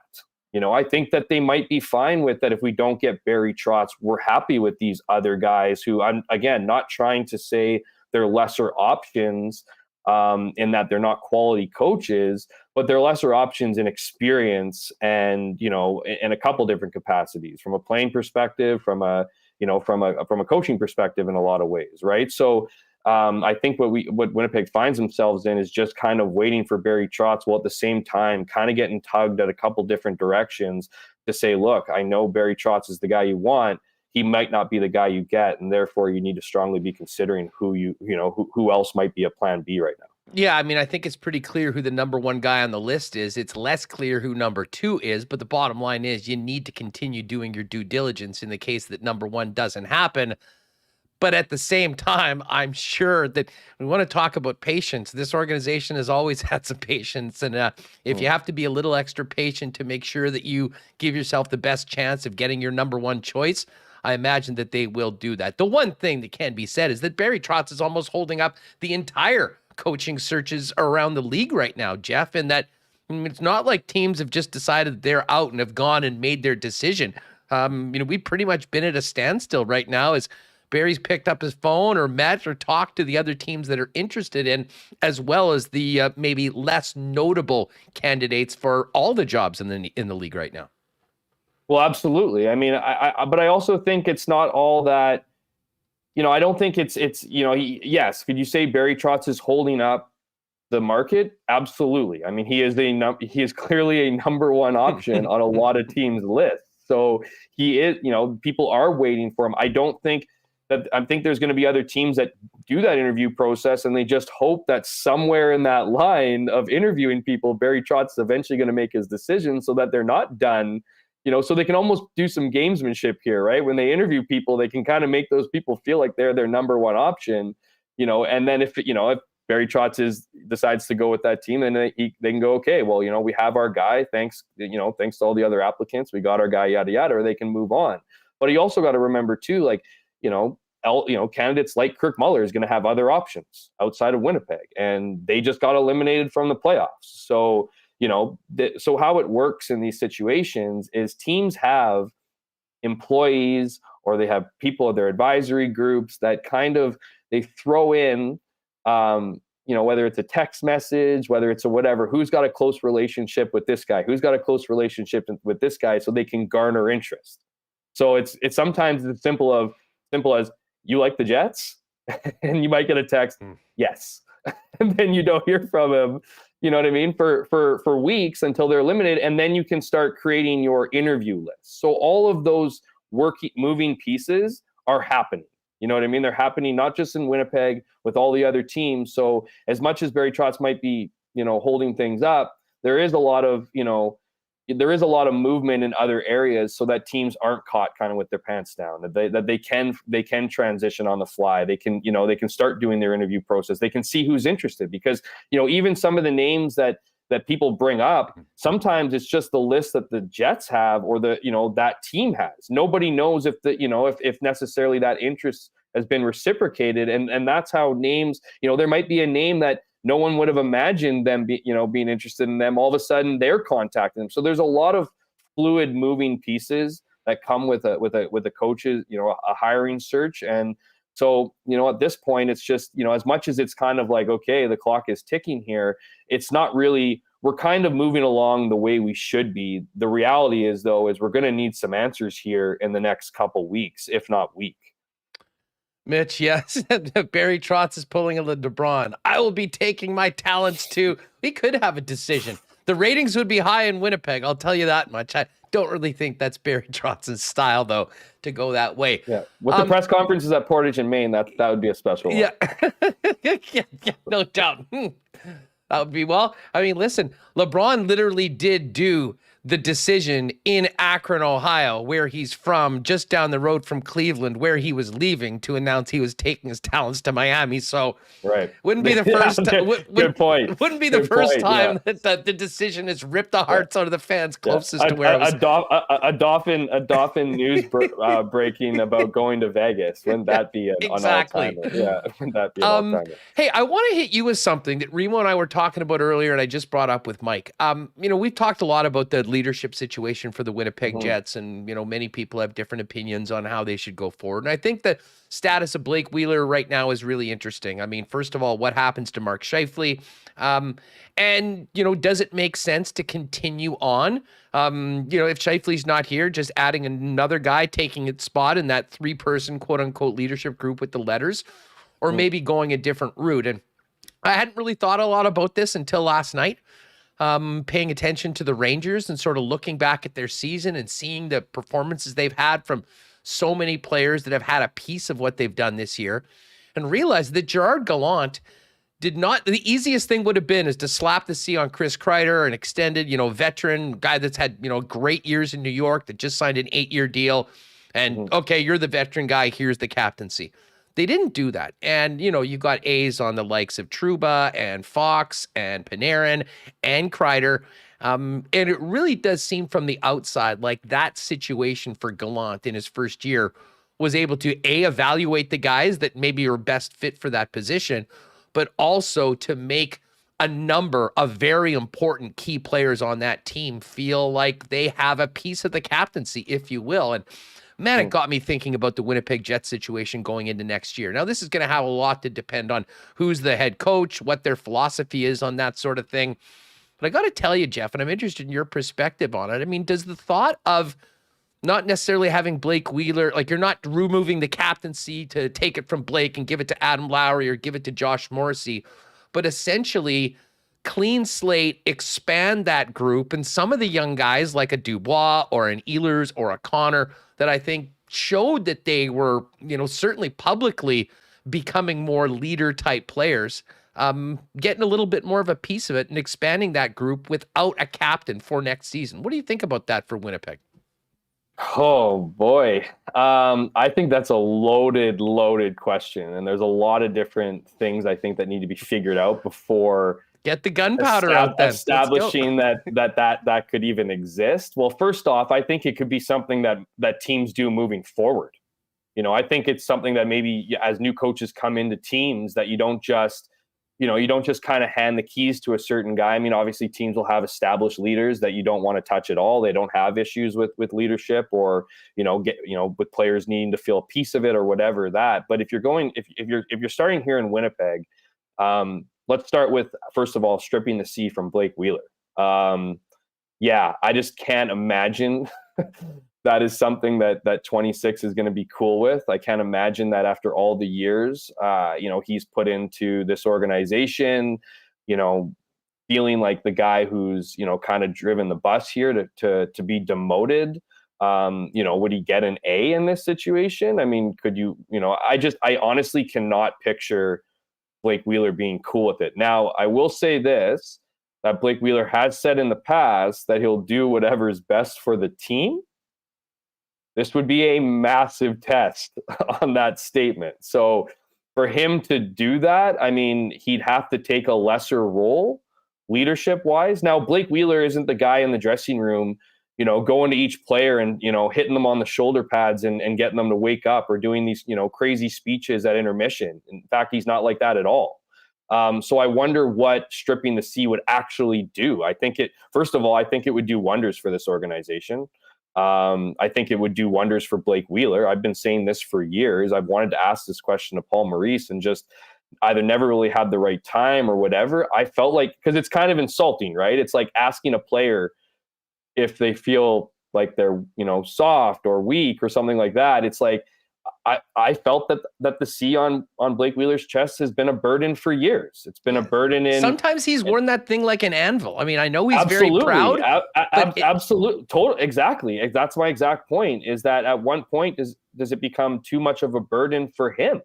Not just maybe the team here, but for him personally. So again, I'm not saying it's impossible, but I imagine it would take some very, very interesting, heart-to-heart conversations within the organization with him to come to this reality that he's willing to do it. And then how do you sell it? How do you sell it to the organization? How do you sell it to the team? And then on top of that, so moving on from Blake Wheeler, what about Mark Scheifele? He currently wears an A. Should he keep one? I mean, we saw this guy give up on his team down the stretch. I say all of this in the thing. I assume that he's gone. I mean, here's the other thing. I wouldn't be assuming Mark Scheifele's gone anymore. I don't think that's as slam dunk as, a Darren Dreger tweet was 3 weeks ago. I think that has changed. Really? Fact, expand on that. I think Mark Scheifele is not necessarily going to be shipped out of here. I think the Jets need to take a long, hard look at where Pierre-Luc Dubois is going to be in 2 years and figure out if he's going to be signed, because it might be a 180 here. There might be a 180 of going back to Mark Scheifele and trying to fix things and establish him here if Pierre-Luc Dubois doesn't want to be here for 2 more years. Because guess what? If Pierre-Luc Dubois doesn't want to be here in 2 years, he won't be here in 2 years. And I mean, there's chatter about offer sheets. I don't want to get too crazy. Well, that's the same with Scheifele. But, I mean, that's no different from Mark Scheifele. He's an unrestricted free agent in 2 years. Right. But what I'm talking about is we're talking about Pierre-Luc Dubois being a restricted free agent now. So, are we going to see what we saw with Jacob Trouba? Are we going to see what we saw, with other guys that, eventually just move on, get through their deals and move on? I'm just saying that I'm not saying that Mark Scheifele is going to be on this team next season, that, he couldn't very well be traded if the right offer comes. But if you're the Winnipeg Jets, I don't think this long-term, this belief that Pierre-Luc Dubois was going to sign long-term is now as slam dunk as you thought it was at one point. I don't think that's the case right now. And so I think you need to be exercising your options. And your options include keeping Mark Scheifele, who's currently under contract for 2 more seasons and can't move if he wanted to. So if the truth is he hasn't asked for a trade, if the truth is, he doesn't want to move, then maybe there is something that can be said that can reconcile that. Because I think they're in a situation right now where they have a lot less certainty at center than they would have felt a year ago from now. And so, again, I'm not pushing one way and to suggest that, Mark Scheifele is, on the chopping block, not on the chopping block, is being told that he's the future. But if you're getting back to a leadership group, if you are convincing Mark Scheifele to come back, at what role does he need to play? Is he going to be taking a less role in leadership? If he's buying into it now, does he remain a leader? Does that work for other players in the locker room? There's so many questions that I think need answers to before you can establish whether, stripping a C or having a group of A's. Heck, why don't we go down to junior hockey where, some guys wear A's for home games and some guy wears A's for away games. I literally just suggested that. I'm not even joking. I mean, I think that if you had a core group, let's say Wheeler, let's say Wheeler says, okay, you know what? I see where your guys are going. I still want to be, a part of the group. Absolutely, you will be. So you've got Wheeler and Lowry, and maybe one's at home and one's on the road. You've got Josh Morrissey and Pierre-Luc Dubois, and then say you're going to pop in whoever, Kyle Connor and Nikolai Ehlers. And you have 3 on the road, 3 on the group, and you have that group that, kind of empowers some of these younger players that I think from what we've heard have wanted to be part of the solution, wanted to be culture carriers of the team, and that wasn't really there. And I think that fundamental change with the structure and the organization of the team, I think would be very positive for the atmosphere around the team. I think it would be big for those younger players that, I think feel ready to be a bigger part of this team and probably deserve to be as well. And the other thing is, and this gets back to Blake, a lot of the burden of the things that I think were a real drag on him that I think affected him sometimes, both publicly in front of the media and potentially behind the scenes, are removed. And it's not just his burden to carry when things aren't going well. And I don't see how that would be a bad thing for the Winnipeg Jets right now, considering the season that they had. And as far as Mark Scheifele goes, listen, I'm just going to say this. If you want to talk about leadership and leading by example, last season was one of the worst examples you could have possibly had by a guy wearing a letter. And listen, if he was back in the mix, I really do wonder what, how you make that right with the rest of the guys in that team. And that's why I still think that it's most likely that he's not here right now. But listen, the Dubois thing, here, I'll hit you with this. If Scheifele sticks around or if Scheifele's traded, do you think that has any bearing on Dubois' situation? Is he more likely to sign a long-term deal in Winnipeg if he knows that Scheifele's not here and that number 1 spot is most likely his going forward? Well, here, I'll say this much. I feel like, Darren Dreger is really good at what he does. He breaks a lot of news, but he breaks a lot of Jets news that comes right from the horse's mouth. So if he's tweeting that he doesn't think Mark Scheifele is on the Winnipeg Jets next season, he's getting that from the Winnipeg Jets. So if he's here next year, something changed.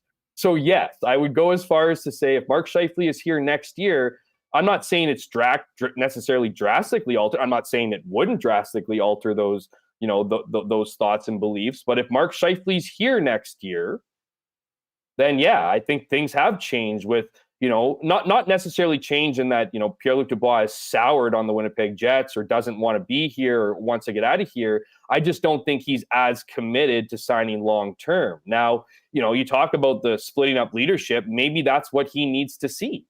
Maybe he needs to see a big change from last season. I mean, this is a guy who came out and faced the music in front of media after all the losses, spoke, genuinely about the team's struggles and about his own personal issues and, and all these things. I mean, he deserves to wear a letter. So if that's not part of the conversation for him, then I don't know why he would want to stick around. I mean, this guy has played a leadership role without a letter. To give him a letter, I think, is the least that the Jets can do for what he's, how he's conducted himself with this team and with this organization. So again, I think I'm not suggesting that Pierre-Luc Dubois isn't going to be a Winnipeg Jet for a long time, but I would say if Mark Scheifele's back in the mix and it's like nothing happened last season, I don't think those conversations went to plan because clearly, or he's back, or there's somehow, maybe it's the best case scenario. Maybe they signed Pierre-Luc Dubois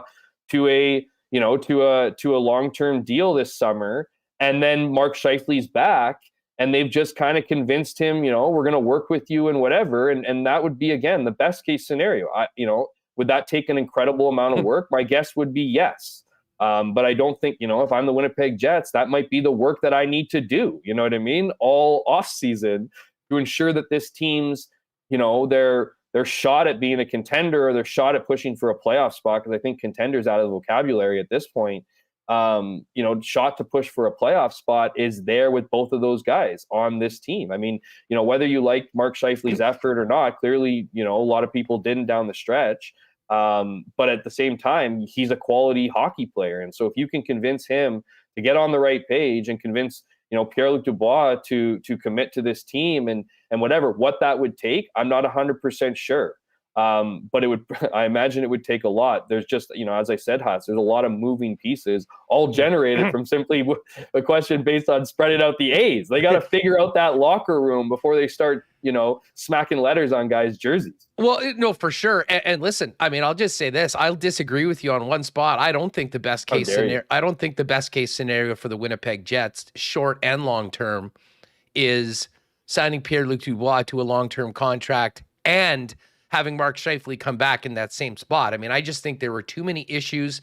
And I think that the value of Scheifele at this point with 2 years left on his deal is too great that if you want to make a core-changing move that probably takes some of the assets you're bringing in for Scheifele more on a timeline of this next sort of push of players to really contend.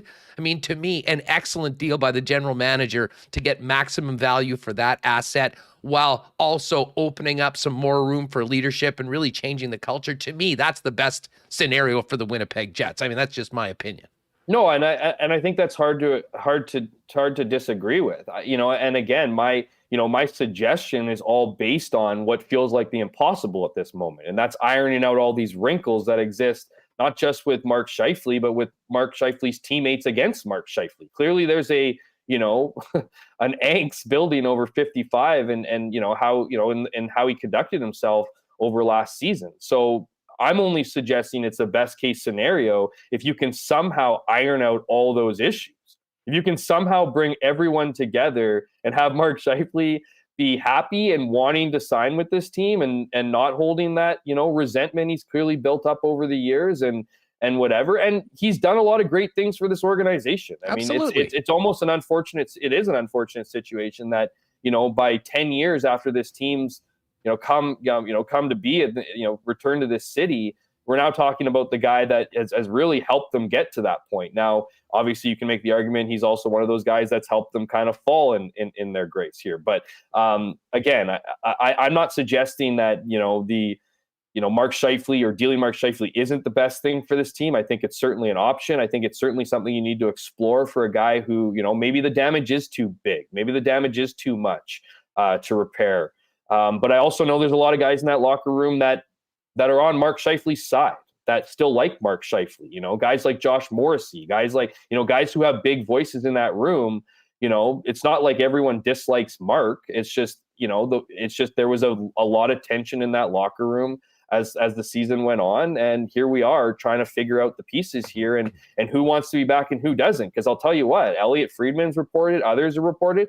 There's other guys in that locker room who have been like, not demanded trades, but said, hey, if you're dumping off, I wouldn't be against it. And so, we don't even know who those guys are, but you can imagine, there's a handful out there that aren't happy with their situation. So again, it goes back to really figuring out, and that's where this time comes into play, right? I mean, you look at what the Jets need to do and hire, because, a lot of these, a lot of questions that some players have are who's going to be running this team next year, right? Who's going to be running the bench? What does the future look like?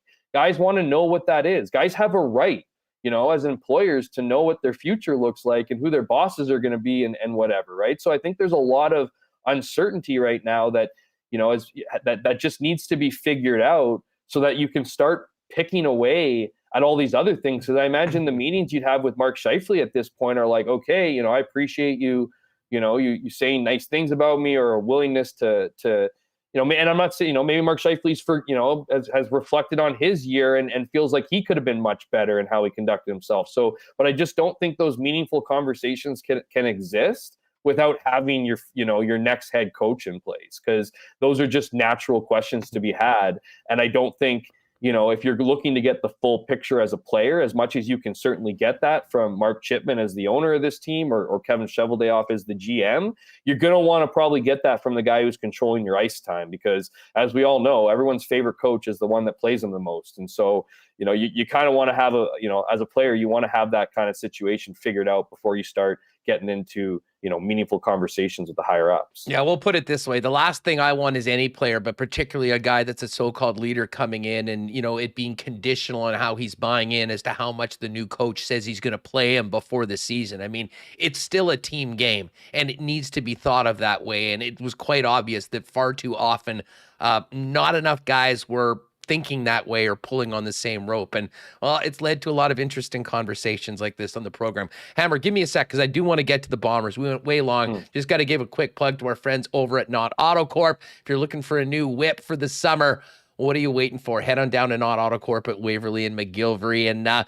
find out everything they've got on the lot, as well as if you've got a dream car you're looking for, they'll help you find it and get it at the best price. Why not get into the car of your dreams at an amazing deal with the help of the Knott team? Pop down and see them at Waverly and McGillivray, or you can check them out online at knott.ca. Our friends at Little Brown Jug are busy for this summer. We'll announce officially our date for a Friday afternoon show at Little Brown Jug in the next week or so. But in the meantime, they just launched a cider fermented for 4.5 months from cold-pressed apples from an Ontario orchard using a mix of wild and cultured yeast. It's dry and refreshing and gluten-free. And in addition to the cider, there's many new products available from Little Brown Jug right now, including Queer Beer, Saison, Hefeweizen, and Folkfest Lager. Stop by their taproom or patio to try out one of their delicious brews. Always a great day for a blizzard. And now the Blizzards have gone royal. Try a Blizzard Royal today at one of the 4 Nick and Nicky DQs. Your favorite Blizzard with a chocolate or peanut butter filled center. Are you kidding me? 4 locations to check these out: DQ Niverville, DQ Northgate, DQ Polo Park, or DQ St. Anne's. And a big thanks to Nick and Nicky for their great support. Hit them up on Instagram, by the way, at DQ Manitoba. If you want to get a cake done up, custom made to pick up quick and easy at any of the 4 Nick and Nicky DQs. And as we transition over to the Bombers, a big thanks to Princess Auto. We'll be doing Bomber reports for Princess Auto all season long. And of course, Princess Auto sponsoring the tailgate before the game. I know it'll be rocking before the 10th of June, the home opener for the Bombers against the Ottawa Redblacks. Princess Auto, of course, also the place where you'll find the best deals on the most unique assortment of tools and equipment around. Everything you need to complete the projects on your list or start something new is at Princess Auto. Visit them at one of their 2 Winnipeg locations, Panet Road or Portage Avenue West, or shop online 24/7, 365 at princessauto.com. There is a game tonight, Hammer, and it is the Saskatchewan Roughriders hosting about as skeleton staff I could have possibly imagined from the Winnipeg Blue Bombers. Let's just face it, when people are tuning into TSN tonight and seeing my buddy Dustin Nielsen struggle through not even a depth chart, just a numerical roster, many of us might be wondering, who are these guys? I think it speaks to the schedule, having such a short time between these 2 games. And, with a couple of injuries already in camp, probably wanting to make sure that the starters are ready for the 10th, more so than getting some live reps against the Riders tonight. Yeah, so I kind of made a few notes here. So Collaros is out again, which I think is a smart play. You have the entire projected starting O-line that's not playing. You have pretty much every starting receiver except for Rasheed Bailey out. You have much of the defensive line minus all of them. Linebackers and DBs for the most part. So yeah, I think this is the last chance university for some of these guys to show up and step up and make a play, as Mike O'Shea would say, right? That, how are you going to make the team? Well, you're going to have to play within the systems. You can't go against what they want you to do and where you need to be on each play, but you need to be, doing so at an efficiency rate where you're able to make a play when it comes to you. And I think that's going to be kind of the theme in this one, is that, for the guys that are fighting for jobs, this is kind of their last opportunity to make an impression and to fight for one of those, ultimately one of those 46 game day roster positions. Now, of course, there's going to be injuries. There's going to be, 10-man practice roster. opportunities, but that's all going to get figured out by the weekend here. So, certainly an interesting game. It's always an interesting game at Mosaic. We'll see what happens, though. I mean, this, like I said, it's a quick turnaround, so there's not much, what wasn't much school to take in through, from Friday's game to now. So we'll see what happens. But yeah, it's always going to be an interesting one when it's in Riderville. I mean, let me ask you this. I mean, you're going to be covering this game from a Bombers perspective. I mean, what are you looking at tonight? I mean, I guess to me, the obvious thing is the Brown and Prokop. I mean, the two quarterbacks that are dressed for the game. I'd imagine each will get a half. And you just mentioned the offensive line that the Bombers brought out to Regina. I mean, let's just say both of those young men better be ready to get rid of the football quickly tonight. But outside of the obvious battle for the number 2 spot, what else is on your to-do list to make a point of keeping track of tonight? I think you're just looking at areas where people can pop off, right? I mean, and the thing is I don't really, I don't really want to point to certain names and let people think like this guy's on the edge of maybe making the team. I really think everyone in this roster, if they had a job heading into this game, had a spot, they could lose that spot. I don't think there's anyone in this game per se, minus maybe Rashid Bailey, of course, doesn't have to do something meaningful to secure that roster spot. So what I'm looking for is, as you mentioned, Huss, I mean, clearly you're looking at the backup quarterback situation, but outside of that, certainly looking at the kicking game. You know what I mean? This is Ali Matada is a guy that they brought back, really nice guy, worked really hard in the offseason. This is his full training camp. This is his full opportunity to get used to the team and all that. He didn't attempt a field goal last game, but he did, have 3 extra point attempts from the 32-yard line, one rung right off the right bar, which in the grand picture isn't that big a deal. But when you take into consideration what he did or didn't do last season at points, it is concerning. So I'll be keeping an eye on that. I'll be keeping an eye on Mark Leggio and how he's punting. He had some good punts last game. He had some not so good punts. Some pretty fairly weak punts. So how is he performing in enemy? Hey, just on that, Jeff, I mean, do you think, and it's interesting, do you think that they're looking at having one guy for both jobs? I think they would love one guy to steal both jobs. I just don't think, I think it'd be easier for them to have one guy doing both jobs than it would for having one guy do each job. I think that would be a team philosophy across the board, unless you have one guy that's extremely strong at punting and a guy who's extremely strong at place kicking. Which, to be quite frank with you, neither of these guys have shown to do that. You know what I mean? Like, Ali Matar has been a pretty good kickoff guy. He can sail the ball pretty well, in that regard, but, he hasn't proven to be a consistent field goal kicker. Mark Leggio hasn't, proven to be a consistent punter at this level. And maybe we're being a bit unfair, at this stage, it just being preseason, but and the fact that the Bombers pretty much just walked through the season last year without a kicker and then signed one late in the year. And then he became like their all-star through the playoffs. Right. So, they know they can get out of it. I think they would like to have these guys establish it. But I think that's the point in identifying that position and focusing on it, is because I think they would just really like somebody, whether it's one or both of them, to really grab onto their job and secure it. I just don't think there's as much confidence there as they would have wanted or would have maybe even expected at this point in training camp, given that both these guys were at the team last year and had all off season to prepare. Now, again, it's one game. I don't think you can put, that sample size and make any kind of definitive statements. But I do think with you adding this game to the mix, we're going to want to see an improvement on what you saw in the last game. So I think, to answer your question, Has, absolutely. I think they want one guy to do both jobs. I think they're happy with 2 guys, but I think they'd be happiest if it was 2 guys, if 2 guys were really doing great at their jobs. So yeah, I mean, that's an obvious one. Outside of that, I'd be looking at receivers. We saw Dalton show pretty well. You know what I mean? Like, he's a guy that, that's got a touchdown last game. Brendan O'Leary-Orange is another guy. He's another guy who, has an interesting story as far as, getting back from injuries, being a Canadian, maybe carving out a spot in that role. We'll see what he can do. He's got an interesting story. There's guys like Malcolm Thompson who had a great game last game. He was the one that forced that fumble with that big hard hit out of safety. That's a position that is, I don't want to say up for grabs per se, but Brandon Alexander is not going to come back and play for the first, X amount of weeks. So they need to find someone there. Winston Rose got hurt last game. They're thinking he's going to be back for week 1, but there's still no guarantee. So that's another spot.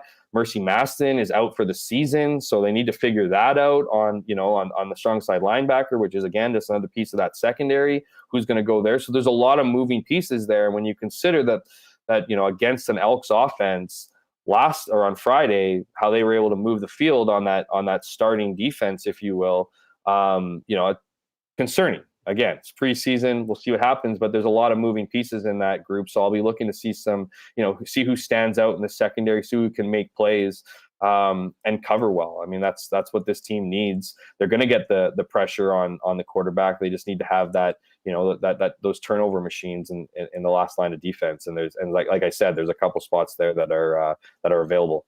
Hammer, great stuff. Even if it's the preseason, I know you'll have fun experiencing Regina, and we'll look forward to having you back on the program.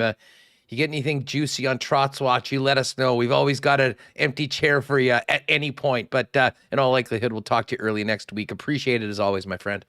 You got it, Huss. Thanks for having me on, and shout out to the commenters as always. Thanks for having me on. Wild day in the WST chat today. You always bring them out, Hammer. Sure. At Jeff K. Hamilton on Twitter. And, of course, tune in. Check out tomorrow's Winnipeg Free Press for a full recount from Jeff, boots on the ground in Regina, of tonight's Bomber preseason finale before the home opener on June the 10th. All right, well, home opener tonight for Assiniboia Downs. We're going to get to Darren Dunn in just a second, but it's also huge night in the National Hockey League. McDavid, McKinnon, we get number one. It's game number one. It's a 7:00 start local time, much better times than the later ones, and certainly for the folks out west as well. Why not hit a Boston pizza? Get on those gourmet pizzas, Boston's wings, ice cold schooners, and of course the game on all the screens with the big sound. And if you're staying at home tonight, check out their game day deals and order online at bostonpizza.com. Our friends at Canadian Club are ready for Blue Bomber season. Of course, CC is your official spirit of the Winnipeg Blue Bombers. And come June 10th, the Jim Beam Stillhouse will be rocking, the Brugal Rum Hut, and the CC will be pouring around the stadium. Of course, Canadian Club and Ginger Ale, now available at your local beer store in cans, so make sure to try that as well. You can always get the great taste of Canadian Club at your local liquor store. By the way, stick around at the end. Might have another opportunity to get one of our lucky listeners or viewers into that Whiskey Fest event tomorrow for Maker's Mark, courtesy of our friends at Liquor Mart, the Manitoba Sports Hall of Fame, and Canadian Club. So we'll do that. But first things first, we got to get ready for opening night tonight at the Downs. It's been too long. It took an extra 8 days, but we're back tonight. Live racing begins at 7:30. Remo and I will drop our picks, but first, let's head out to the west side and catch up with our good friend, the CEO of Assiniboia Downs, Darren Dunn. Double D, great to see you and talk to you again. And here we go tonight. A little later than planned, but better late than never, huh? Yeah, great to see you, Hustler, as well. And that's exactly right. We delayed our opening for 8 days. And obviously to those in this province, they know the record snowfall we had this winter and the record rain in spring. So the short version of that is that the locally based horses who have spent their off season on the farms, etc., spring training actually starts here all the way back in March the 1st, and brutal conditions like we've never had at Assiniboia Downs. So everybody was a bit behind. And to be honest with you, wanting to get off to a good start with big fields as we have tonight, we wouldn't have been able to achieve that 8 days ago. Our main track that the public sees, we have a half-mile training track in the backstretch as well. But the main track that the public sees when they come out to watch and wager on the races, generally we open that for the last meaningful training before live racing gets underway around April the 10th.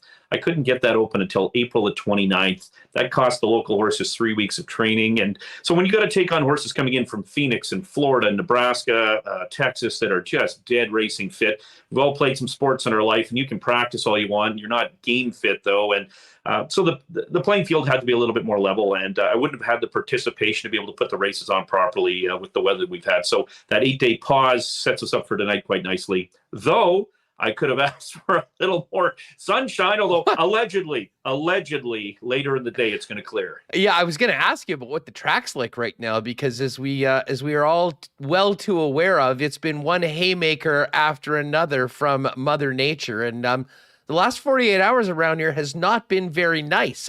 Assuming this system clears out, I guess we'll probably have a muddy track, but we should be good to go tonight. No, absolutely. Yeah, that's exactly right. I just hope the conditions are a little bit better for everybody involved. And I mean the customers first and foremost on a day when we traditionally welcome folks out for the first time in a long time, and restriction-free. COVID cautious, but restriction-free for the first time since 2019. The track will be muddy for sure, maybe even sloppy. And, just as a handicapping tip, that tends to favor speed. So you tend to need to back the horses on the front end. The other horses that are getting the sand kicked at them, it can cause less than their best effort at times. So watch the speed. So fit horses, here's the rule of school for tonight, tomorrow, and probably next week. Fit horses racing at other jurisdictions who have speed with a sloppy track, they're going to be a handful tonight, and clearly should be where your, as you like to say, shekels are placed. Well, I'll tell you what, we'll get into the races. There are a couple big stakes races and some full, massive fields, which is great from a betting side of things. But let's just talk about overall. We're used to the Monday, Tuesday, Wednesday schedule right now. You talked about the challenges where we had to back this up 8 days. So we're starting today on a Tuesday. How are things going to work out? First couple weeks, a little different, and then we'll get into that normal groove of Monday, Tuesday, Wednesday. Yeah, that's exactly it, Hustler. We'll go tonight, Tuesday for opening day, and then tomorrow night. Next week, we'll go Monday, Tuesday. So we'll start off 2 days and then 2 days. Apologize for a little bit of the confusion on that schedule. But again, a soft start to make sure the field sizes were full. And again, it's so important on site for those who attend, but also internationally where we send this racing signal to, which is a growing global marketplace. And then after that, as you mentioned, we'll go Monday, Tuesday, Wednesday, all the way through to the end of September, where we'll finish off with 2 days, Monday, Tuesday again.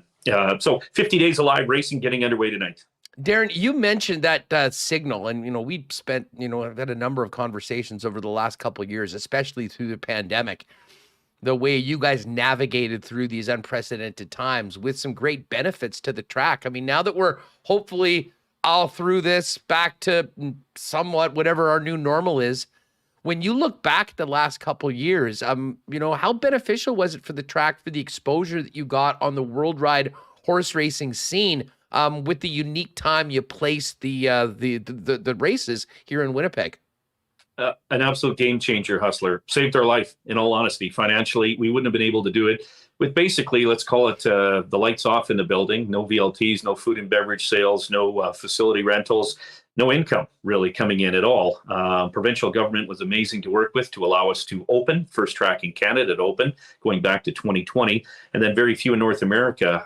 We redesigned, as you mentioned, sort of our business plan around an adjusted schedule. And we used to race Wednesday, Friday, Saturday night, now Monday, Tuesday, Wednesday.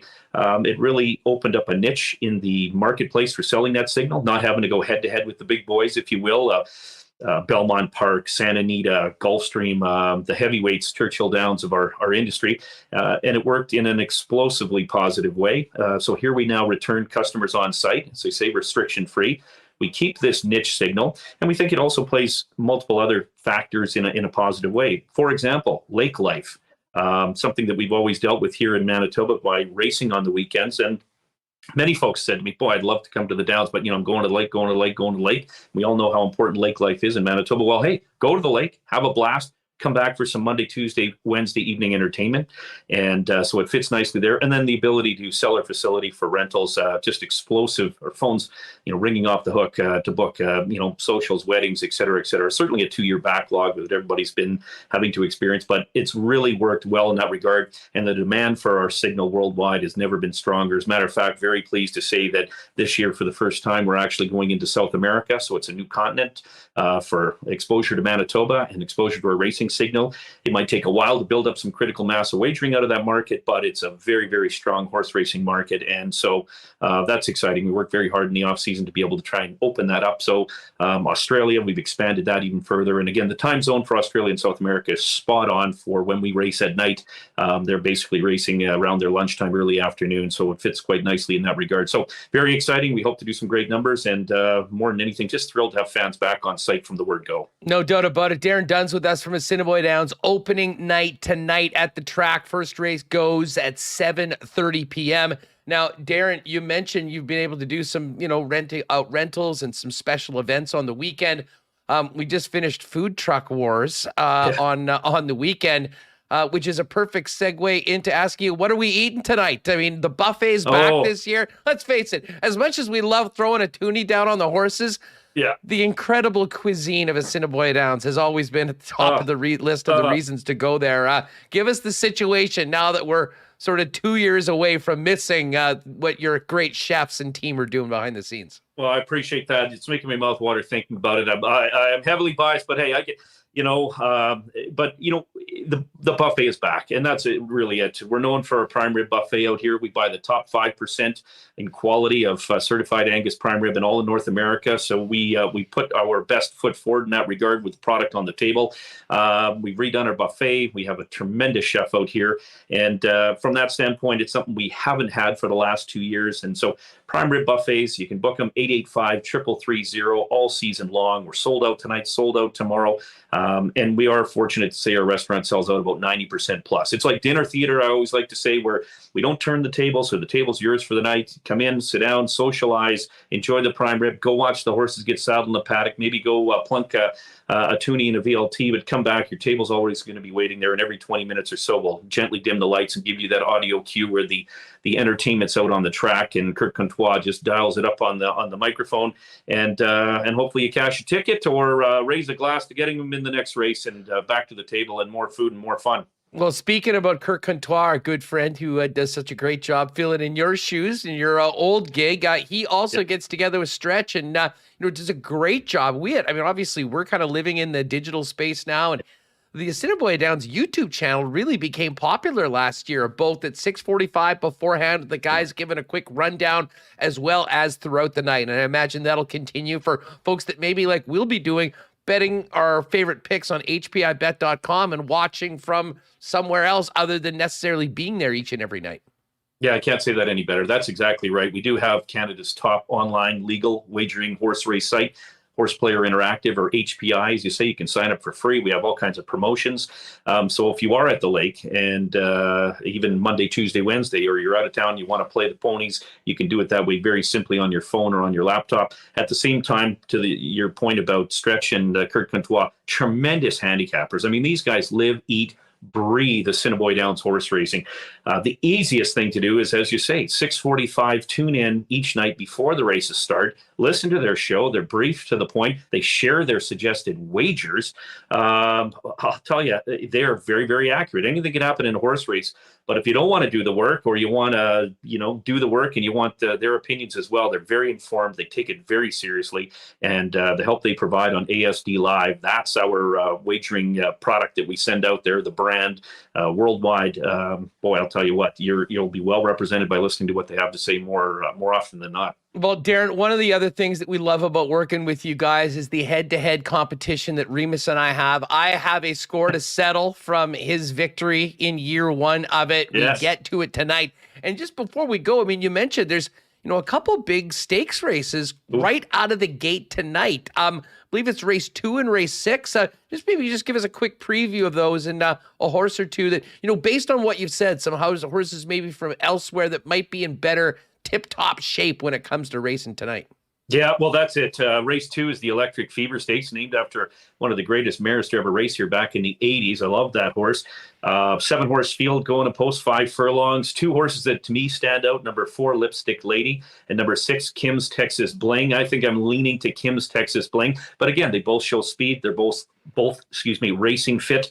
One's arriving from Texas, racing at Sam Houston Park. The other from Turf Paradise in Phoenix. So again, you got that fitness edge. tremendous speed. 4 and 6 or 6 and 4 in the second, the Electric Fever. Then we finish off actually race 7, 11 horse field going in the Nifty Stakes, also named after a incredible horse we had back in the day here for trainer, all-time great trainer Bert Blake, Nifty. But this one's a little bit more wide open, and obviously with 11 going to post, anything can happen. Number 3, Wake Up Call, I think is a huge threat. Again, angle, speed, inside post, racing fit from Phoenix.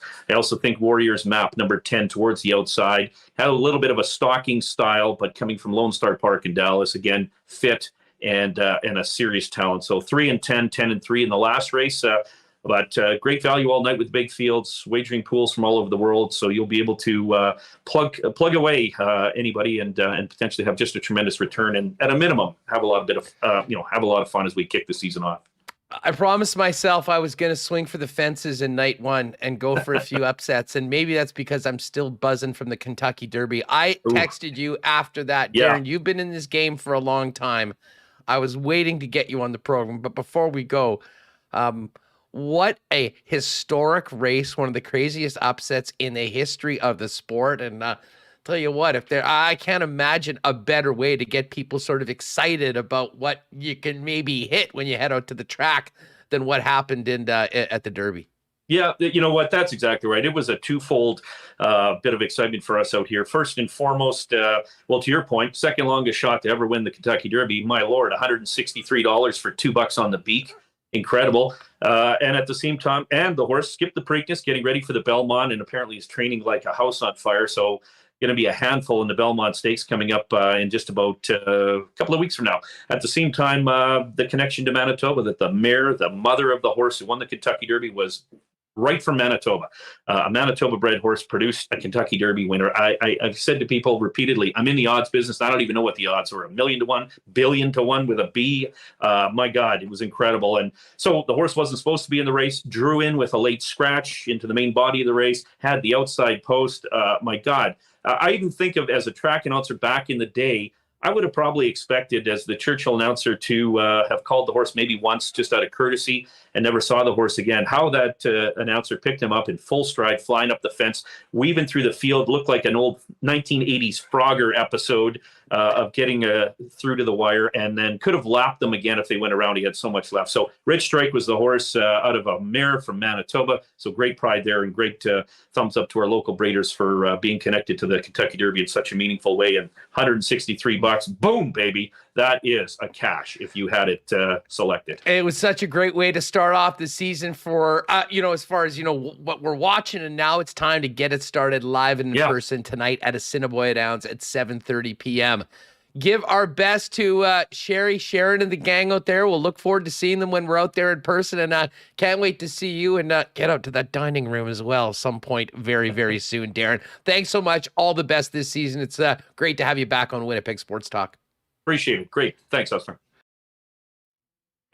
Great stuff with our guy Double D. We will we're working on a little bit of a betting contest for the races for our listeners. We'll try and launch that next week, and then gather us a group of winners to join us. We'll hit that prime rib buffet, bet on a few horses, and have a great night out at the track, as well as a large-scale WST event later on in the summer. But Remo, get back in here. It's day number 1. I have a score to settle. I took the L last year, and a big part of it was your huge win on day 1 of our head-to-head handicapping.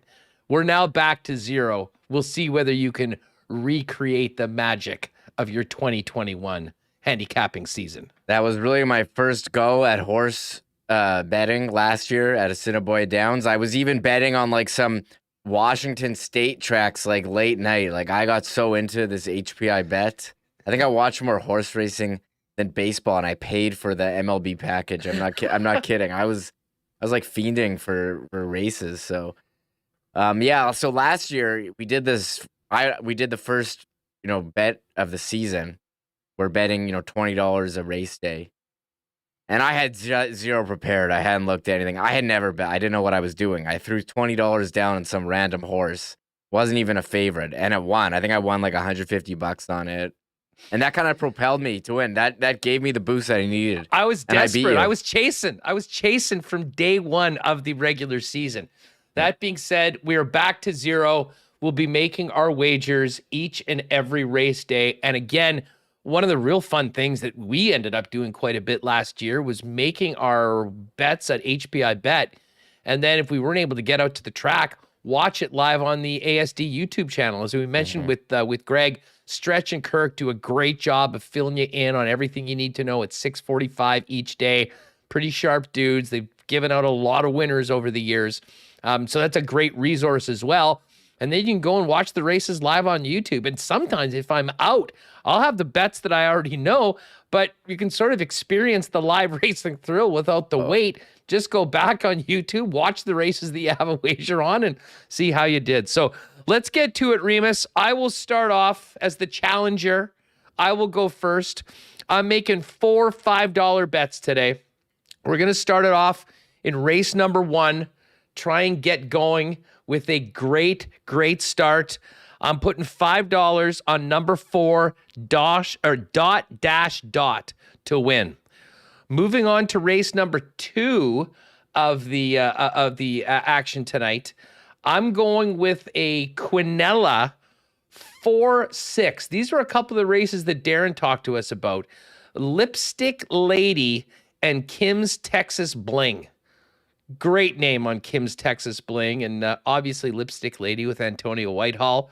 Be good. I'm putting $5 on a 4-6 Quinella.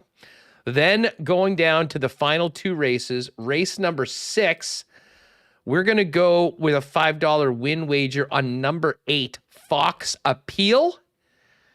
And then my final bet was that stakes race to finish off the night, race number 7.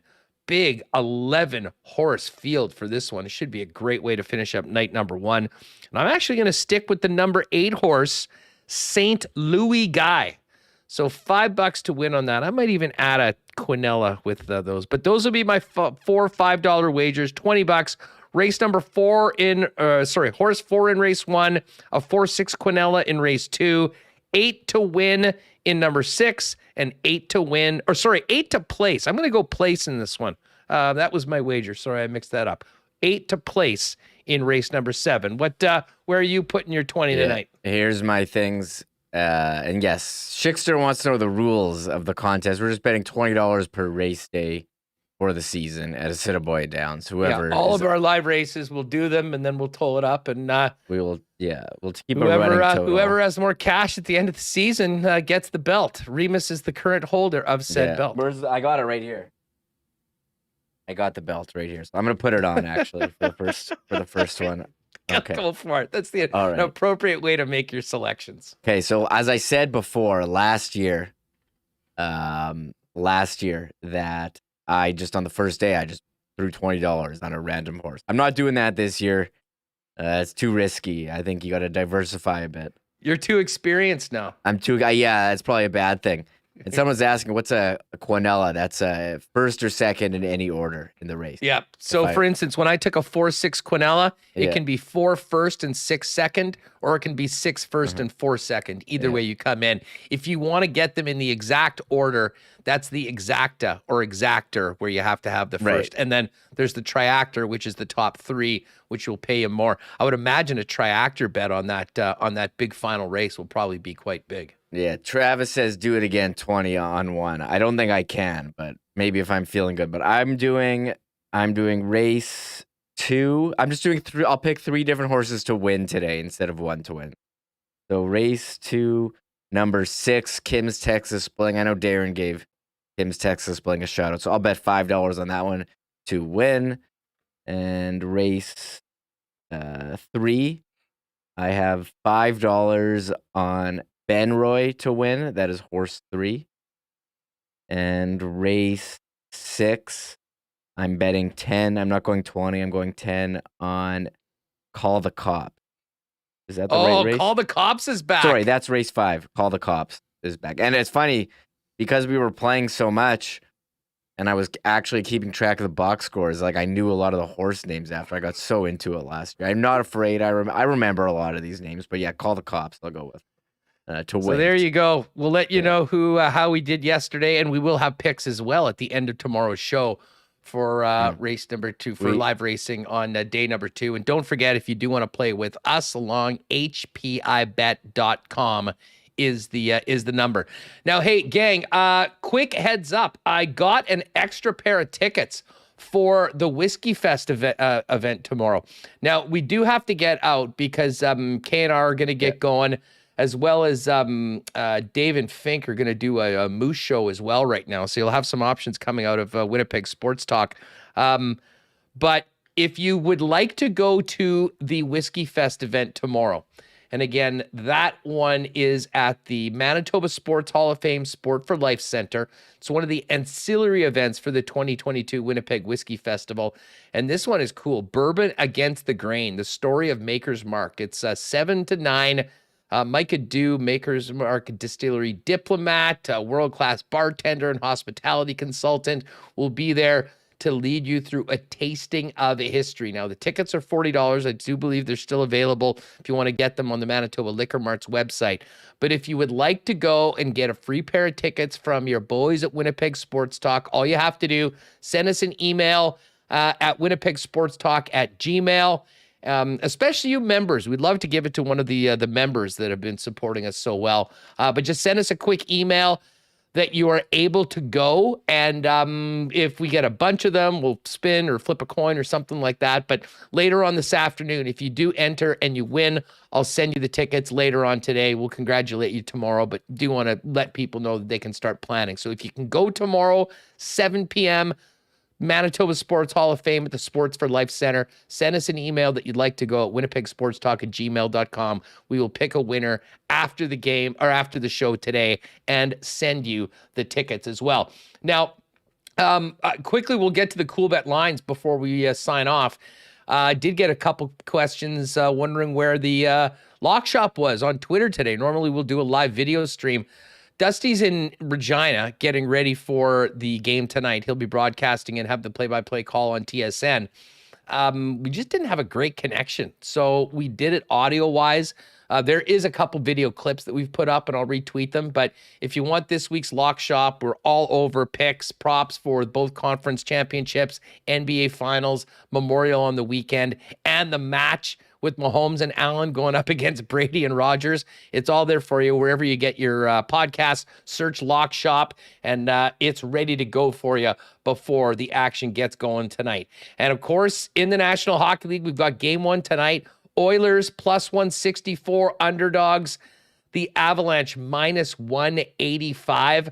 Remo, where are you at on this series right now? I'm sort of bullish on a awesome series, lots of goals, and hopefully lots of games. I think my best bet for the entire series was over 5.5 games at minus 137. Kind of think the Avs win tonight, but I mean, that hasn't stopped the Oilers. They've lost the game one in their last 2 series, and of course, they're still playing right now. Yeah, I think I would probably, if I had to take an underdog, maybe I would take Edmonton over Colorado. Hard to bet against McDavid, the way he's playing. I know Avs are the more complete team. They should dominate, but I thought Calgary was going to beat up on Edmonton as well. I think the goalie matchup, I don't know if you're really that confident. Another one, I think the better goalie matchup is in the East. By far. I don't mind taking a dart on the Oilers here. I mean, McDavid, let's see how healthy Draisaitl is. Although the Colorado, everyone thinks they're going to smash. I know Dom's projections had Colorado like 75%, maybe. But I don't know. I don't know if they're rolling like Edmonton's been rolling offensively. So I'll go Edmonton-Tampa is going to be the final. That's my pick. And I bet against Edmonton every round. Oh, wow. Edmonton. Okay, listen, if you think Edmonton can win the series, plus 220 on the money line for the series. Avalanche minus 270 right now. As I said, my favorite bet is over 5.5 for the series total games. And I also do like, this is something you might be able to get behind, Reem, Oilers plus 1.5 for the series at plus money, plus 107. That means if the Oilers win the series, you win. Or if the series goes to 7 games, you win. And I really do think Edmonton has the firepower to push this series. And they've played very well, and they've actually had a better winning percentage than the Avalanche have since Jay Woodcroft took over. So some pretty good tidbits from Dusty on that series tonight if you check out today's Lock Shop. Yeah, I bet again. I've been dumping on the Oilers for a couple rounds. Maybe it's time for me to move over. I just don't like picking again. Like it's like anyone can pick the Avalanche to win the Stanley Cup before the playoffs. Like they're the number one favorite. So I'm going away from that, and I'll go Edmonton. But who knows? Tampa tomorrow is a -123 road favorite. Don't forget the Rangers actually have home ice in this series against the Lightning. Rangers +105 home dog. Tampa -123. We'll update you on those lines tonight. And of course, you got some French Open options right now. We've got Week 1 CFL lines available, Major League Baseball, and the NBA Finals, which gets going on Thursday. Use the promo code WST if you haven't bet a Coolbet before. We'll give you a 100% bonus on your first deposit up to $200. Yeah, a couple. I know we got to wrap. Couple things we want to get to really quickly. The Jets put this out there. It is 11 years ago today. They had the big announcement. I remember being downtown. Couldn't get in. I was working in an office building. I got zero work done. I think I got zero work done like months leading up, searching Thrashers for any news nuggets on Twitter for like months leading Productivity up to it. took a serious hit amongst hockey fans in Winnipeg that summer. There was nothing going on. And so that was a lot of fun. I don't know if anyone wants to show it out in the chat there. Okay, we do have one item here that I think you'll be interested in. So you remember when Jordan Binnington got hurt, Nazem Kadri did the post-game interview on TV. Binnington chucked the water bottle out. So it was the Blues locker cleanout day. Would you like to hear Jordan Binnington's sign me up for this recount of the incident? Okay, please. I know you. I saw this. I was like, this is right up Hustler's alley. So here it is on Twitter. Jeremy Rutherford tweeted out quotes, but the Blues did their end of season. Jordan Binnington discussing the incident.